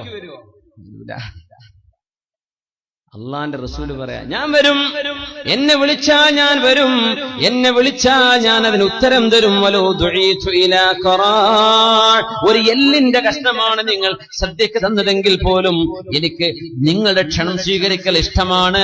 ആരെങ്കിലും ഒരു വിവാഹത്തിന് ക്ഷണിക്കപ്പെട്ടു എന്നാ ദഅവത്ത് ചെയ്യപ്പെട്ടു. ക്ഷണിക്കുന്ന സ്നേഹം കൊണ്ടാണ്, സ്നേഹം ഉണ്ടാകുമ്പോഴാ ക്ഷണിക്കുക. ദഅവത്ത് എന്ന വാക്കിന്റെ അർത്ഥം പോലും അതാ, സ്നേഹത്തോടെ ചെയ്യുന്ന പണി എന്നാണ്. വിവാഹത്തിന് ക്ഷണിക്കുമ്പോൾ ദഅവ എന്നാണ് പറയാ. അള്ളാന്റെ മാർഗത്തിലേക്ക് ക്ഷണിക്കുമ്പോഴും ദഅവ എന്നാണ് പറയാ. ദഅവത്ത് അള്ളാന്റെ മാർഗത്തിലേക്ക് ക്ഷണിക്കുക. ഉദ്ഉ ഇലാ സബീലി റബ്ബിക ബിൽ ഹിക്മ, അള്ളാന്റെ മാർഗത്തിലേക്ക് ക്ഷണിക്കുമ്പോൾ ഒരു സ്നേഹം വരണം, ഫ്രണ്ട്ഷിപ്പ് വേണം, അപ്പോഴാണ് ക്ഷണിക്കുന്നത്. മുത്തുനബി ഞങ്ങൾ പറയാണ്, ഒരു എല്ലേ ഉള്ളൂ എങ്കിൽ തന്നെ ഞാൻ വരും. ക്ഷണം ഒരാള് നമ്മൾ അറിയിച്ചു വരണം, മതി. ഇന്നാള് തന്നെ വരണം, ഇന്ന സ്ഥലത്ത് വന്ന് തന്നെ എന്നെ വിളിക്കണം, എന്റെ വീട്ടിൽ തന്നെ വന്ന് എന്നെ വിളിക്കണം, എന്നെ ഒറ്റക്ക് തന്നെ വിളിക്കണം. ഇങ്ങനെ ചിന്തിക്കുന്നത് അഹങ്കാരമാണ്, കിബറാണ്. ലാ യദ്ഖുലുൽ ജന്ന മൻ കാന ഫീ ഖൽബിഹി ഹബ്ബതു ഖർദലിൻ മിൻ കിബ്രിൻ. അഹങ്കാരം അല്പമെങ്കിലും ഹൃദയത്തിലുള്ള ആളുകളെ അല്ലാഹുവിന്റെ സ്വർഗ്ഗത്തിന് വേണ്ട എന്ന് മഹാനായ റസൂലുള്ളാഹ്. അതുകൊണ്ട് നമ്മൾ ആ ഏർപ്പാടൊക്കെ നിർത്തണം. വിളിച്ചില്ലെങ്കിൽ എന്താ, എന്നെ വിളിക്കാൻ മറന്നതായിരിക്കും, ഞാൻ പോകാൻ മറക്കണ്ട എന്ന് വിചാരിച്ച് പോകേണ്ടവരാ സുഹൃത്തുക്കളൊക്കെ. അങ്ങനെ പോകേണ്ടത് അല്ലേ? ഇന്ന് അങ്ങനെ വിളിക്കേണ്ട ഈ പറഞ്ഞ പോളിസി ഇന്ന് നടപ്പിലാക്കിക്കൊണ്ടിരിക്കുന്നത് കോളേജ് കുട്ടികൾ മാത്രമേ ഉള്ളൂ. എന്നെ വിളിച്ചിട്ടില്ലല്ലോ, വിളിക്കാൻ മറന്നതായിരിക്കും വെച്ചിട്ട് എല്ലാ മണ്ഡപത്തിന് മുമ്പിൽ പോയിട്ട് ബൈക്ക് നിർത്തിയിട്ട് വയറ് നിറച്ച് തിന്നു പോരാ. ഓൽക്കട്ടെ ഏതേതാ കല്യാണം, ഇവിടെ ആണാണോ പെണ്ണാണോ പെണ്ണ് കെട്ടണോ ഒന്നും അറിയില്ല. പിന്നെ ആരും ചോദിക്കൂലല്ലോ. മണ്ഡപത്തിലൊക്കെ ഏതെങ്കിലും ഒരുത്തനെ ഈ ആരോടോ എവിടുന്നാന്ന് ചോദിച്ചു, ഏതോ ഒരു കുരുത്തക്കേടിനെ അവന് പുതിയാപ്പിളേറ്റ് എന്തോ ഒരു ബന്ധം, പുതിയാപ്പിള എയർപോർട്ടിൽ വിട്ടുകൊടുത്ത ആളായിരിക്കും ചിലപ്പോ. അതുണ്ടെങ്കിൽ തന്നെ ആ കല്യാണം കൊളാവും അല്ലേ? പുതിയാപ്പിളിന്റെ ആൾക്കാരെ തടഞ്ഞു വെച്ചു, സിന്ദാബാദ്, അതായിരിക്കും അവിടെ വിഷയം. അതുകൊണ്ട് പിന്നെ ആരും മുതിര ചോറല്ലേ വെച്ചു പോയിക്കോട്ടെ. ചെറുപ്പക്കാരെ, സമ്മതല്ലാതെ ഒരു ചോറുങ്ങൾക്ക് അള്ളാഹ് ഹലാലാക്കി തരില്ല. വെറുതെ എന്ത് ചെയ്യണ്ട, തടി ഹറാമിലേക്ക് കൊണ്ടുപോകരുത്, ഹറാമായി പരിപോഷണം ചെയ്യാം. ടൗണിലൊന്നും കല്യാണ മണ്ഡപങ്ങളിൽ ആരും കല്യാണം വെക്കാൻ പേടിയാണ്. കുറച്ച് ടൗണിൽ നിന്ന് വിട്ടു ബസ് ഇറങ്ങി വരാൻ പറ്റുന്ന സ്ഥലമാണോ കുടുങ്ങി, ബൈക്കൊക്കെ നിർത്താൻ പറ്റുന്ന ഇടക്കൊക്കെ പെട്ടെന്ന് കാണുന്ന മണ്ഡപങ്ങളാണോ കല്യാണമൊക്കെ പൊളിഞ്ഞു. ചിലപ്പോ ഇങ്ങനെ ഉണ്ടാവുക. മഴക്കാലത്ത് കല്യാണം വെച്ചാൽ കഴിഞ്ഞു, ഇത്രയാ ഭക്ഷണം കഴിക്കുന്നത്. വിളിക്കാതെ പോവണേ, വിളിക്കാതെ പോയിക്കൂടാ. സുഹൃത്തുക്കൾക്ക് പോവാം. എങ്ങനെ, ഞാൻ ചെല്ലുന്നത് അയാൾക്ക് ഇഷ്ടമാണ്, അങ്ങനെ അതിനൊരു കോമൺ സെൻസേ വേണ്ടതുള്ളൂ. ഞാൻ ചെല്ലുന്ന അയാൾക്ക് ഇഷ്ടമാണോ അല്ലേ, കോമൺ സെൻസ് ഉപയോഗിച്ച് മനസ്സിലാക്കാൻ പറ്റുന്ന വിഷയമാണ്. അങ്ങനെയെങ്കിൽ എന്നെ വിളിക്കാൻ മറന്നതായിരിക്കും, ഞാൻ പോവട്ടെ, അങ്ങനെ ചെല്ലണം എന്നാണ്. ആ വിവാഹ ദിവസം നിങ്ങൾ പ്രശ്നങ്ങൾ ഉണ്ടാക്കല്ലേ, അതാണ്. നിങ്ങൾ ആരും വെറുപ്പുണ്ടാക്കരുത്, സന്തോഷിച്ചു പിരിയേണ്ട ദിവസമാണത്. അന്ന് നിങ്ങൾ വെറുത്ത് തെറ്റിപ്പിരിയല്ലേ. നബി തങ്ങൾ പറഞ്ഞു, അലിയാരെ ഫാത്തിമ, ഇന്നത്തെ ദിവസം ലാ തുഹ്ദിസാ ശൈഅൻ ഹത്താ ആതീകുമാ, ഞാൻ നിങ്ങളുടെ മുമ്പിലേക്ക് വരുന്നത് വരെ നിങ്ങൾ ഇന്ന് ഒന്നും ചെയ്യല്ലേ. ഞാൻ വന്നിട്ടേ നിങ്ങളുടെ ഉറങ്ങാവൂ, എന്നെ കാത്തിരിക്കണം. നബിയെ കാത്തിരിക്കുന്നു. ലോകത്ത് ഹബീബായ അള്ളാഹുവിന്റെ ഹബീബായ ഹബീബിന്റെ മുത്തുനബി തങ്ങളുടെ കരളിന്റെ കഷ്ണമെന്ന് പറഞ്ഞ പൊന്നുമോൾ ഫാത്തിമത്തു സഹ്റാ റളിയല്ലാഹു അൻഹയെ കല്യാണം കഴിച്ച ഹബീബിന്റെ പുതിയ പിള അലി റളിയല്ലാഹു അൻഹുവും സ്വന്തം ഭാര്യ ഫാത്തിമ ബീവിയും വീട്ടിൽ കാത്തിരിക്കുകയാണ് ഹബീബ് വരുന്നത് വരെ. ഹബീബായ സ്വല്ലല്ലാഹു അലൈഹി വസല്ലം കടന്നു വരുന്നു. അമ്മോഷനാ വരുന്നത്. അലി റളിയല്ലാഹുവിന്റെ വീട്ടിലേക്കാ കൊണ്ടുപോയത്. ഫാത്തിമ റളിയല്ലാഹു അൻഹയെ കൊണ്ടുപോകുന്നു. ഭർത്താവിന്റെ വീട്ടിലാണ് താമസം നടത്തം. ഇവിടെ ഒന്നും കുഴപ്പമില്ല, അതുകൊണ്ട് ഞാനെ പറ്റിയൊന്നും പറയണില്ല. നമ്മള് മുന്നോട്ട് പോവാണ്. അങ്ങനെ അലി തങ്ങളുടെ വീട്ടിലേക്ക് ചെല്ലുന്നു റസൂലുള്ളാഹി സ്വല്ലല്ലാഹു അലൈഹി വസല്ലം. ഇവിടെ അങ്ങനെ തന്നെയല്ലേ, ഭർത്താവിന്റെ വീട്ടിൽ തന്നെയല്ലേ? അൽഹംദുലില്ലാഹ്, അതിലൊരു ഇസ്സത്തുണ്ട്. ആട്ടെ. അങ്ങനെ നബി തങ്ങൾ വന്നു സ്വല്ലല്ലാഹു അലൈഹി വസല്ലം. അലി റളിയല്ലാഹു അൻഹു ഫാത്തിമ ബീവിയോടെ ഇരിക്കുന്നുണ്ട്. രണ്ടുപേരുടെയും മധ്യത്തിൽ ഇരിക്കുകയാണ്. തോളിൽ കൈവച്ചുകൊണ്ട് കട്ടിലിൽ ഇരുന്നൊരു ചൂരൽ കട്ടിലുണ്ട്. ചൂരൽ കട്ടിലാണ്, ഇന്നത്തെ ഈത്തപ്പനയുടെ ഓലകൾ വെച്ചുണ്ടാക്കിയ ഒരു കട്ടിൽ. അതിലിരുന്നു മുത്തനബി തങ്ങൾ, ലോകത്തിന്റെ ഗുരു സ്വല്ലല്ലാഹു അലൈഹി വസല്ലം. വിവാഹത്തിന്റെ അന്ന് നമ്മളെ അറൊക്കെ പൊളിക്കുന്ന ദിവസം ഉണ്ടല്ലോ, ആ ദിവസത്തെ കഥയാണ് ഇപ്പൊ നടക്കുന്നത്. നബി തങ്ങൾ അറ പൊളിച്ചിട്ടുണ്ടോ, പുതിയാപ്പിളിനെ പൊക്കിയെടുത്ത് മരുഭൂമി കൊണ്ടുപോയി ഇട്ടോ, ഖരാബോ ചെയ്തോ ഒക്കെ എന്റെ പ്രിയപ്പെട്ട കാസർഗോട്ടുകാരായ സുഹൃത്തുക്കള്, ചെറുപ്പക്കാർ മനസ്സിലാക്കുക. പിന്നെ അധികം പകരം വീട്ടലാണ്. വേദോട്ടൊന്നും കാര്യമില്ല, ഉസ്താദ് ഇന്ന അങ്ങനെ ചെയ്തിട്ടുണ്ട് മുമ്പ്, ഞാൻ അതിന് പകരം വീട്ടാൻ കാത്തിരിക്കാം. നീ പകരം വീട്ടല്ല, അതും ചെയ്യരുത്. മുഅ്മിനീങ്ങൾ പകരം വീട്ടാൻ പാടില്ല. മുഅ്മിനീങ്ങൾ മാപ്പ് ചെയ്ത് കൊടുക്കും. അന്ന് വിവരമില്ലല്ലോ, അപ്പൊ അങ്ങനെയൊക്കെ ചെയ്തു ഒരു രസത്തിന്. ഇപ്പൊ തോന്നുന്നു വേണ്ടില്ലായിരുന്നു, അങ്ങനെ ചിന്തിക്കേണ്ടത്. ഹബീബായ തങ്ങൾ സ്വല്ലല്ലാഹു അലൈഹി വസല്ലം തങ്ങൾ വന്നിരുന്നു. എന്നിട്ട് പുതിയാപ്പിളയുടെ തോളിൽ കൈവച്ചു നിന്നു അലി റളിയല്ലാഹു അൻഹു. ഇപ്പുറത്തുണ്ട് പ്രിയപ്പെട്ട മോള് ഫാത്തിമ റളിയല്ലാഹു അൻഹ. എന്നിട്ട് പറയുന്നു ഹബീബായ തങ്ങൾ, അല്ലാഹുവേ ഹാദാ അലിയു അഹബ്ബുന്നാസി ഇലയ്യ ഫഅഹിബ്ബഹ്. അല്ലാഹുവേ ഇത് അലിയാണ്. അഹബ്ബുന്നാസി ഇലയ്യ, എനിക്ക് ജനങ്ങളിൽ ഏറ്റവും ഇഷ്ടപ്പെട്ട എന്റെ പ്രിയപ്പെട്ട കൂട്ടുകാരനാണ്, എന്റെ അലിയാണിത്. ഫഅഹിബ്ബഹു, അലിയെ നീ സ്നേഹിക്കണമേ തമ്പുരാനെ. ഹബീബാണ് ദുആ ചെയ്തു കൊടുക്കുന്നത് സ്വല്ലല്ലാഹു അലൈഹി വസല്ലം. അതിലും വലിയ പവർഫുൾ ആയ ദുആ വേറെയുണ്ടോ ലോകത്ത്? അലിയാരെ സ്നേഹിക്ക റബ്ബേ, പുതിയാപ്പിളെ സ്നേഹിക്കണേ പടച്ചോനെ. എന്റെ പുതിയാപ്പിളയാണ്, എന്റെ പുതിയാപ്പിളെ നീ ഇഷ്ടപ്പെടും റബ്ബേ. ദുആ ചെയ്തു. എന്തോ ഒരു നല്ല ദുആ. വിവാഹത്തിന്റെ ആദ്യത്തെ രാവാണത്, രാത്രിയാണത്.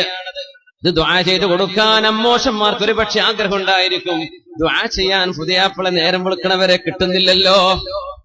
പുതിയാപ്പിളെ തട്ടിക്കൊണ്ടേതാണ്. എത്ര പുതിയാപ്പിളാരങ്ങനെ ഇടങ്ങാറായിട്ടുണ്ടാവും റഹ്മാനായ റബ്ബേ. ചിലപ്പോ ഒരു കൂട്ടുകാർക്ക് ഇങ്ങനെ പണി കൊടുത്തിട്ടുണ്ടാവും മുമ്പ്, അതിന് കിട്ടിയതായിരിക്കും ചിലപ്പോ. പക്ഷെ അങ്ങനെ ചെയ്യല്ലേ, ഇത് ഇബാദത്തല്ലയോ? അല്ലാഹുവിന്റെ ഹബീബ് പറഞ്ഞതല്ലേ, അന്നികാഹു സുന്നതി, ഇത് എന്റെ സുന്നത്താണ്, എന്റെ ചര്യയാണ്, എന്റെ ചര്യയാണിത്. ഫമൻ റഗിബ അൻ സുന്നതി ഫലൈസ മിന്നി, എന്റെ ചര്യ ഞാൻ ഇഷ്ടപ്പെട്ടത് നിങ്ങൾ ഇഷ്ടപ്പെടുന്നില്ലെങ്കിൽ നിങ്ങൾ എന്നിൽ പെട്ടവരല്ല എന്ന് റസൂലുള്ളാഹ്. അതുകൊണ്ട് ഹബീബ് സുന്നത്തായി വെച്ചൊരു അമലാണ് നമ്മൾ ഇങ്ങനെ ആഭാസങ്ങൾ കാണിച്ചു കൂട്ടുന്നത്. അങ്ങനെ ചെയ്യല്ലേ, അങ്ങനെ ചെയ്യല്ലേ. പുതിയാപ്പിളമാരെ തട്ടിക്കൊണ്ടുപോവല്ലേ, അതുപോലെയുള്ള ആഭാസങ്ങൾ നമ്മൾ ഇനി ചെയ്യല്ലേ. അഫല്ലാഹു അമ്മാ സലഫ്, കഴിഞ്ഞു പോയ എല്ലാ തെറ്റുകളും അല്ലാഹു നമുക്ക് പുറത്തു തരട്ടെ. ഇവിടെ അങ്ങോട്ട് നന്മയിൽ ജീവിക്കാൻ അല്ലാഹു നമുക്ക് തൗഫീഖ് തരട്ടെ. പുതിയാപ്പിളക്ക് ദുആ ചെയ്തു കൊടുക്കേണ്ട നേരമാണത്. അല്ലാഹുമ്മ ബാരിക് ലഹ് ബാറകല്ലാഹു ലക, അല്ലാഹുവിനോട് ബറക്കത്തിന് ചോദിക്കേണ്ട നേരമാണത്. ഹബീബായ സ്വല്ലല്ലാഹു അലൈഹി വസല്ലം തങ്ങൾ ദുആ ചെയ്യാൻ പറഞ്ഞു കൊടുത്തു. ബാറകല്ലാഹു ലകുമാ വബാറക ഫീകുമാ വജമഅ ബൈനകുമാ ഫീ ഖൈരിൻ വലുത്ഫിൻ വആഫിയ. അന്ന് ജാഹിലിയക്കാർ ദുആ ചെയ്യുമായിരുന്നു ബിർറഫാഇ വൽ ബനീൻ. ബിർറഫാഇ വൽ ബനീൻ, കല്യാണം കഴിഞ്ഞ പുതിയാപ്പിളോട് ആദ്യം അതാ പറയാ, ബിർറഫാ വൽ ബനീൻ, നല്ല ഐശ്വര്യം ഉണ്ടാവട്ടെ, ആൺകുട്ടികൾ ഉണ്ടാവട്ടെ. അത് നബി നിങ്ങൾ പറഞ്ഞു, അത് വേണ്ട, നിങ്ങൾക്ക് പെൺകുട്ടികൾ വേണ്ടല്ലേ. വതജഅലൂന ലില്ലാഹി ബനാതിൻ സുബ്ഹാന, നിങ്ങൾക്ക് പെൺകുട്ടികളെ വേണ്ട, പെൺകുട്ടികളാണെന്ന് പറയുമ്പോൾ നിങ്ങൾക്ക് അപമാനമല്ലേ. എന്നിട്ട് അള്ളാഹുവിന് പെൺകുട്ടികളുണ്ട് എന്ന് നിങ്ങൾ പറയുകയും ചെയ്യാം. കാരണം അവര് ഇസ്ലാമിന്റെ മുമ്പ് അള്ളാഹുവിന്റെ മലക്കുകൾ പെൺകുട്ടികളാണെന്ന് അവര് പറഞ്ഞിരുന്നു. നിങ്ങൾക്ക് ആൺകുട്ടികളും അല്ലാഹുക്ക് പെൺകുട്ടികളും അല്ലേ? അങ്ങനെ അവർ പറയാറുണ്ട്. ബിർറഫാ വൽ ബനീൻ, ആൺകുട്ടികളെ ജനിക്കട്ടെ എന്ന് പറയും, ആശീർവദിച്ചു കൊടുക്കും. ഹബീബ് പറഞ്ഞു, അങ്ങനെ പറയല്ലേ, ആൺകുട്ടികളും പെൺകുട്ടികളും അല്ലാഹു ചെയ്യുന്ന റഹ്മത്തല്ലയോ. അതുകൊണ്ട് ദുആ ഇറക്കേണ്ടത് ബാറകല്ലാഹു ലകുമാ വബാറക അലൈകുമാ വജമഅ ബൈനകുമാ ഫീ ഖൈരിൻ വലുതുഫ്. അല്ലാഹു നിങ്ങൾ രണ്ടുപേർക്കും ബറക്കത്ത് തരട്ടെ, ഐശ്വര്യം തരട്ടെ. നിങ്ങൾ രണ്ടുപേരുടെയും മനസ്സുകൾക്കിടയിൽ അല്ലാഹു സ്നേഹം തരട്ടെ, നിങ്ങളുടെ ജീവിതത്തിൽ അല്ലാഹു ഐശ്വര്യം തരട്ടെ. അങ്ങനെയാ പറയേണ്ടത്. ആൺകുട്ടികളെ മാത്രം ചോദിക്കുമ്പോ പെൺകുട്ടികളെ വേണ്ട എന്ന ധ്വനി എവിടെയുണ്ട്? അല്ലാഹു തആല മക്കളെ കൊടുക്കുമെന്ന് ആദ്യം പറഞ്ഞപ്പോ പെൺകുട്ടികളെ കൊടുക്കുമെന്നല്ലേ പറഞ്ഞത്? പെൺകുട്ടികളെ കൊടുക്കുന്നല്ലേ ആദ്യം പറഞ്ഞത്, പിന്നെയാണ് ആൺകുട്ടികളെ കൊടുക്കും, പിന്നെയാ പറഞ്ഞത് ആൺകുട്ടികളെയും പെൺകുട്ടികളെയും കൊടുക്കുമെന്ന്. യഹബു ലിമൻ യശാഉ ഇനാഥാ, അല്ലാഹു ഇഷ്ടപ്പെടുന്നവർക്ക് പെൺകുട്ടികളെ കൊടുക്കും. വയഹബു ലിമൻ യശാഉ الذുകൂറ, അല്ലാഹു ഇഷ്ടപ്പെടുന്നവർക്ക് ആൺമക്കളെയും കൊടുക്കും. ഔ യുസവ്വിജുഹും ദുക്റാനൻ വഇനാഥാ, ചില ആളുകൾക്ക് ആൺമക്കളെയും കൊടുക്കും പെൺമക്കളെയും കൊടുക്കും. വയജഅലു മൻ യശാഉ അഖീമാ, ചില ആളുകൾക്ക് അല്ലാഹു മക്കളെ തന്നെ കൊടുക്കുന്നില്ല. ഒരുപാട് ചികിത്സിച്ചു, ഒരുപാട് പ്രാർത്ഥിച്ചു, മക്കളില്ല. അല്ലാഹുവിന്റെ തീരുമാനം അതാണ്, ആശ്വസിക്കണം, തകർന്നു പോവരുത്, തകർന്നു പോവല്ലേ, അല്ലാഹുവിന്റെ തീരുമാനം അതാണ്. വാസിലത്ത് ഇബ്നുൽ അസ്ഖഅ റളിയല്ലാഹു അൻഹു പറയുമായിരുന്നു, മിയുന്നിൽ മർഅ അൻ തലിദൽ ഇനാത അവല, ഒരു പെണ്ണിന്റെ സൗഭാഗ്യമാണ് ആദ്യം ജനിക്കുന്ന കുഞ്ഞു പെൺകുട്ടിയാവലെന്ന് മഹാനായ വാസിലത്ത് ഇബ്നുൽ അസ്ഖഅ റളിയല്ലാഹു അൻഹു ഈ ആയത്തിനെ വ്യാഖ്യാനിച്ചുകൊണ്ട് പറഞ്ഞിട്ടുണ്ട്. ആദ്യത്തെ കുട്ടി പെൺകുട്ടിയാകുന്നത് ഒരു പെണ്ണിന് കിട്ടുന്ന ബറക്കത്താണ്. എന്തുകൊണ്ട്? അല്ലാഹു മക്കളെ തരുമെന്ന് പറഞ്ഞപ്പോ ആദ്യം പെൺമക്കളെ എന്നല്ലേ പറഞ്ഞത്, പിന്നെയല്ലേ ആൺമക്കളെ പറഞ്ഞത്, പിന്നെയല്ലേ ആണും പെണ്ണും എന്ന് പറഞ്ഞത്. അതുകൊണ്ട് എന്ന ജാഹിലിയത്തിന്റെ അഭിവാദ്യം ഇനി നിർത്തിവെക്കണം. നിങ്ങൾ പറയേണ്ടത് ബാറകല്ലാഹു ലകുമാ വബാറക അലൈകുമാ എന്നാണ്. അതുകൊണ്ടാണ് ഹബീബ് ദുആ ചെയ്തത്, റബ്ബേ എന്റെ അലിയെ നീ സ്നേഹിക്കണമേ. വഹാദിഹി ഫാത്തിമ, ഇതെന്റെ മോള് ഫാത്തിമയാണ്. അല്ലാഹുവേ അഹബ്ബുന്നാസി ഇലയ്യ, എനിക്ക് ഏറ്റവും ഇഷ്ടപ്പെട്ടവളാണ്. ഫഅഹിബ്ബഹാ, അവളെ നീ ഇഷ്ടപ്പെടണേ തമ്പുരാനെ. രണ്ടുപേരും ഇടക്കിരുന്ന് മുത്തുനബിയാണ് ഈ ദുആ ചെയ്തു കൊടുക്കുന്നത്. അപ്പൊ വീട്ടുകാർ വന്ന് ആശീർവദിക്കണം. ബാറകല്ലാഹു ലകുമാ എന്ന് ദുആ ചെയ്യണം. നിക്കാഹ് കഴിഞ്ഞാൽ തന്നെ പിന്നെ ആശീർവാദങ്ങളൊക്കെ അങ്ങനെയാണ്, ആശീർവദിക്കണം. വിവാഹത്തിന്റെ ആദ്യത്തെ രാവിലെ അവർക്ക് ബറക്കത്തിന് വേണ്ടി ദുആ ചെയ്തു കൊടുക്കണം. ബറക്കത്തിന് വേണ്ടി ദുആ ചെയ്യാൻ ആളുകൾ എവിടെ? ആഭാസങ്ങൾ കണ്ട് പേടിച്ചിട്ട് ഭാര്യ ഭർത്താവിന് കിടന്നുറങ്ങാൻ പറ്റാത്ത അവസ്ഥകൾ ഉണ്ടാക്കി വെക്കുമ്പോ എങ്ങനെയാണ് മുഅ്മിനേ ഈ പ്രാർത്ഥനകൾ അവിടെ ഫലിക്കുന്നത്? അതുകൊണ്ട് സത്യവിശ്വാസികൾ ശ്രദ്ധിക്കുക, ആഭാസങ്ങൾ ഉണ്ടാക്കല്ലേ. ആ ദിവസം നമ്മൾ നശിപ്പിക്കേണ്ടവരല്ല. ഒരു ഭർത്താവിനും ഭാര്യയ്ക്കും കിടന്നുറങ്ങാനുള്ള സൗകര്യം ഫാത്തിമ റളിയല്ലാഹു അൻഹയെ കല്യാണം കഴിച്ചപ്പോ നബി തങ്ങൾ പറഞ്ഞു, അലിയാരെ വീട്ടിലേക്കുള്ള സാധനങ്ങൾ വാങ്ങിച്ചോളൂ. ഒരു തലയണ വാങ്ങി. ഈത്തപ്പനയുടെ ഓലയായിരുന്നു ആ തലയണയുടെ ഉള്ളിലുണ്ടായിരുന്നത്. കുഷ്യനൊന്നല്ല എന്നർത്ഥം, സ്പോഞ്ച് അല്ല. ഈത്തപ്പനന്റെ ഓല വെച്ച എന്ത് സ്പോഞ്ച്? ഏതാനും ചില പാത്രങ്ങളും ഒരു കിസാഉൻ, ഒരു പുതപ്പും വാങ്ങിച്ചു അലി റളിയല്ലാഹു അൻഹു. വിവാഹത്തിന്റെ അന്നാണ് വാങ്ങുന്നത്. നമ്മൾ വിവാഹത്തിന് വേണ്ടി മണിയർ ഉറക്കുന്ന പോലെ, ഒരുക്കുന്ന പോലെ അന്നത്തെ ഒരുക്കലാണത്. അതിനർത്ഥം എന്താ? അതുവരെ അവിടെ തലയണല്ല, ആ വീട്ടിൽ പുതപ്പില്ല. അന്നാണ് തലയണ വാങ്ങിക്കുന്നത്, പുതപ്പ് വാങ്ങിക്കുന്നത്. എങ്കിൽ അതോടെ ഉണ്ടല്ലോ എന്നല്ല പറയില്ലേ നബി തങ്ങൾ. അത് വാങ്ങിക്കാൻ വേണ്ടി പറഞ്ഞു സ്വല്ലല്ലാഹു അലൈഹി വസല്ലം. ഒരുങ്ങണമെന്ന് പറഞ്ഞു. അത് ആ ജീവിതത്തിലേക്ക് കടക്കുന്ന ആദ്യത്തെ ദിവസം നിങ്ങൾ സന്തോഷകരമാക്കി കൊടുക്കണം.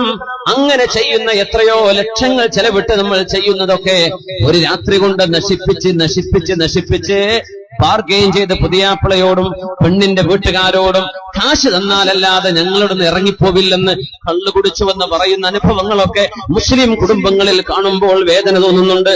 ഇതൊക്കെ നമ്മുടെ കുട്ടികൾ ചെയ്യരുതാ, നമ്മുടെ മക്കളൊക്കെ ചെയ്യാൻ പാടുള്ളതോ? അല്ലാഹുവേ ഞങ്ങളുടെ മക്കൾക്ക് നീ ഹിദായത്ത് കൊടുക്കണേ തമ്പുരാനെ. നിന്റെ ഹബീബാണ് പറഞ്ഞത്, എന്റെ ചെറുപ്പക്കാരോട് നിങ്ങൾ നന്മ ചെയ്യണേ. അവർ ഹൃദയം ലോലമായവരാണ്, അവരെന്റെ കൂടെ നിന്നവരാണ്. പ്രായമുള്ളവർ എനിക്കെതിരെ നിന്നപ്പോൾ അവർ എന്റെ കൂടെ നിന്ന മക്കളാണ്. അതുകൊണ്ട് ചെറുപ്പക്കാരോട് നിങ്ങൾ നന്മ ചെയ്യണമേ. ആ ഹദീസിനെ മുൻനിർത്തിയാണ് മുഅ്മിനെ, നമുക്ക് ആക്ഷേപമില്ല, ചീത്ത പറയുകയല്ല, നിങ്ങളെ ചീത്ത പറയുകയോ കുറ്റപ്പെടുത്തുകയോ ചെയ്യുകയല്ല. തെറ്റുകൾ നമ്മൾ തിരുത്തണം, ചെയ്യല്ലേ. അത് ആഭാസങ്ങളാവല്ലേ, ആഭാസങ്ങളാവല്ലേ. ഹബീബായ റസൂലുള്ളാഹി സ്വല്ലല്ലാഹു അലൈഹി വസല്ലം തങ്ങളുടെ പ്രിയപ്പെട്ട മോളെ കല്യാണം കഴിച്ചു കൊടുത്ത രാവാണത്. നബി തങ്ങൾ പറഞ്ഞു, അലിയെ കൈ നീട്ടണം, കൈ നീട്ടണം. എന്നിട്ട് ഫാത്തിമയുടെ തലയിൽ നിങ്ങളൊന്ന് കൈവെക്കണം, ഞാൻ പറയുന്ന പ്രാർത്ഥന ഒന്ന് ചൊല്ലണം. എന്താണ് ആ പ്രാർത്ഥന? അലി റളിയല്ലാഹു അൻഹു കൈ നീട്ടുകയും ഫാത്തിമ ബീവിയുടെ തലയിൽ കൈവച്ചുകൊണ്ട് പറയുന്നു, അലിയാരെ ചൊല്ലിക്കോളൂ, അല്ലാഹുമ്മ ഇന്നി അസ്അലുക ഖൈറഹാ വഖൈറ മാ ഹിയ ലഹ് വഅഊദു ബിക മിൻ ശർരിഹാ വശർരി മാ ഹിയ ലഹ്. അല്ലാഹുവേ, ഈ ഫാത്തിമയിൽ എന്തെല്ലാം ഖൈറുണ്ടോ ആ ഖൈർ നീ എനിക്ക് നൽകണമേ. അവരിൽ നിന്ന്, അവർ കാരണം എന്തെല്ലാം ഖൈറുണ്ടാകുമോ ആ ഖൈറും എനിക്ക് നൽകണമേ.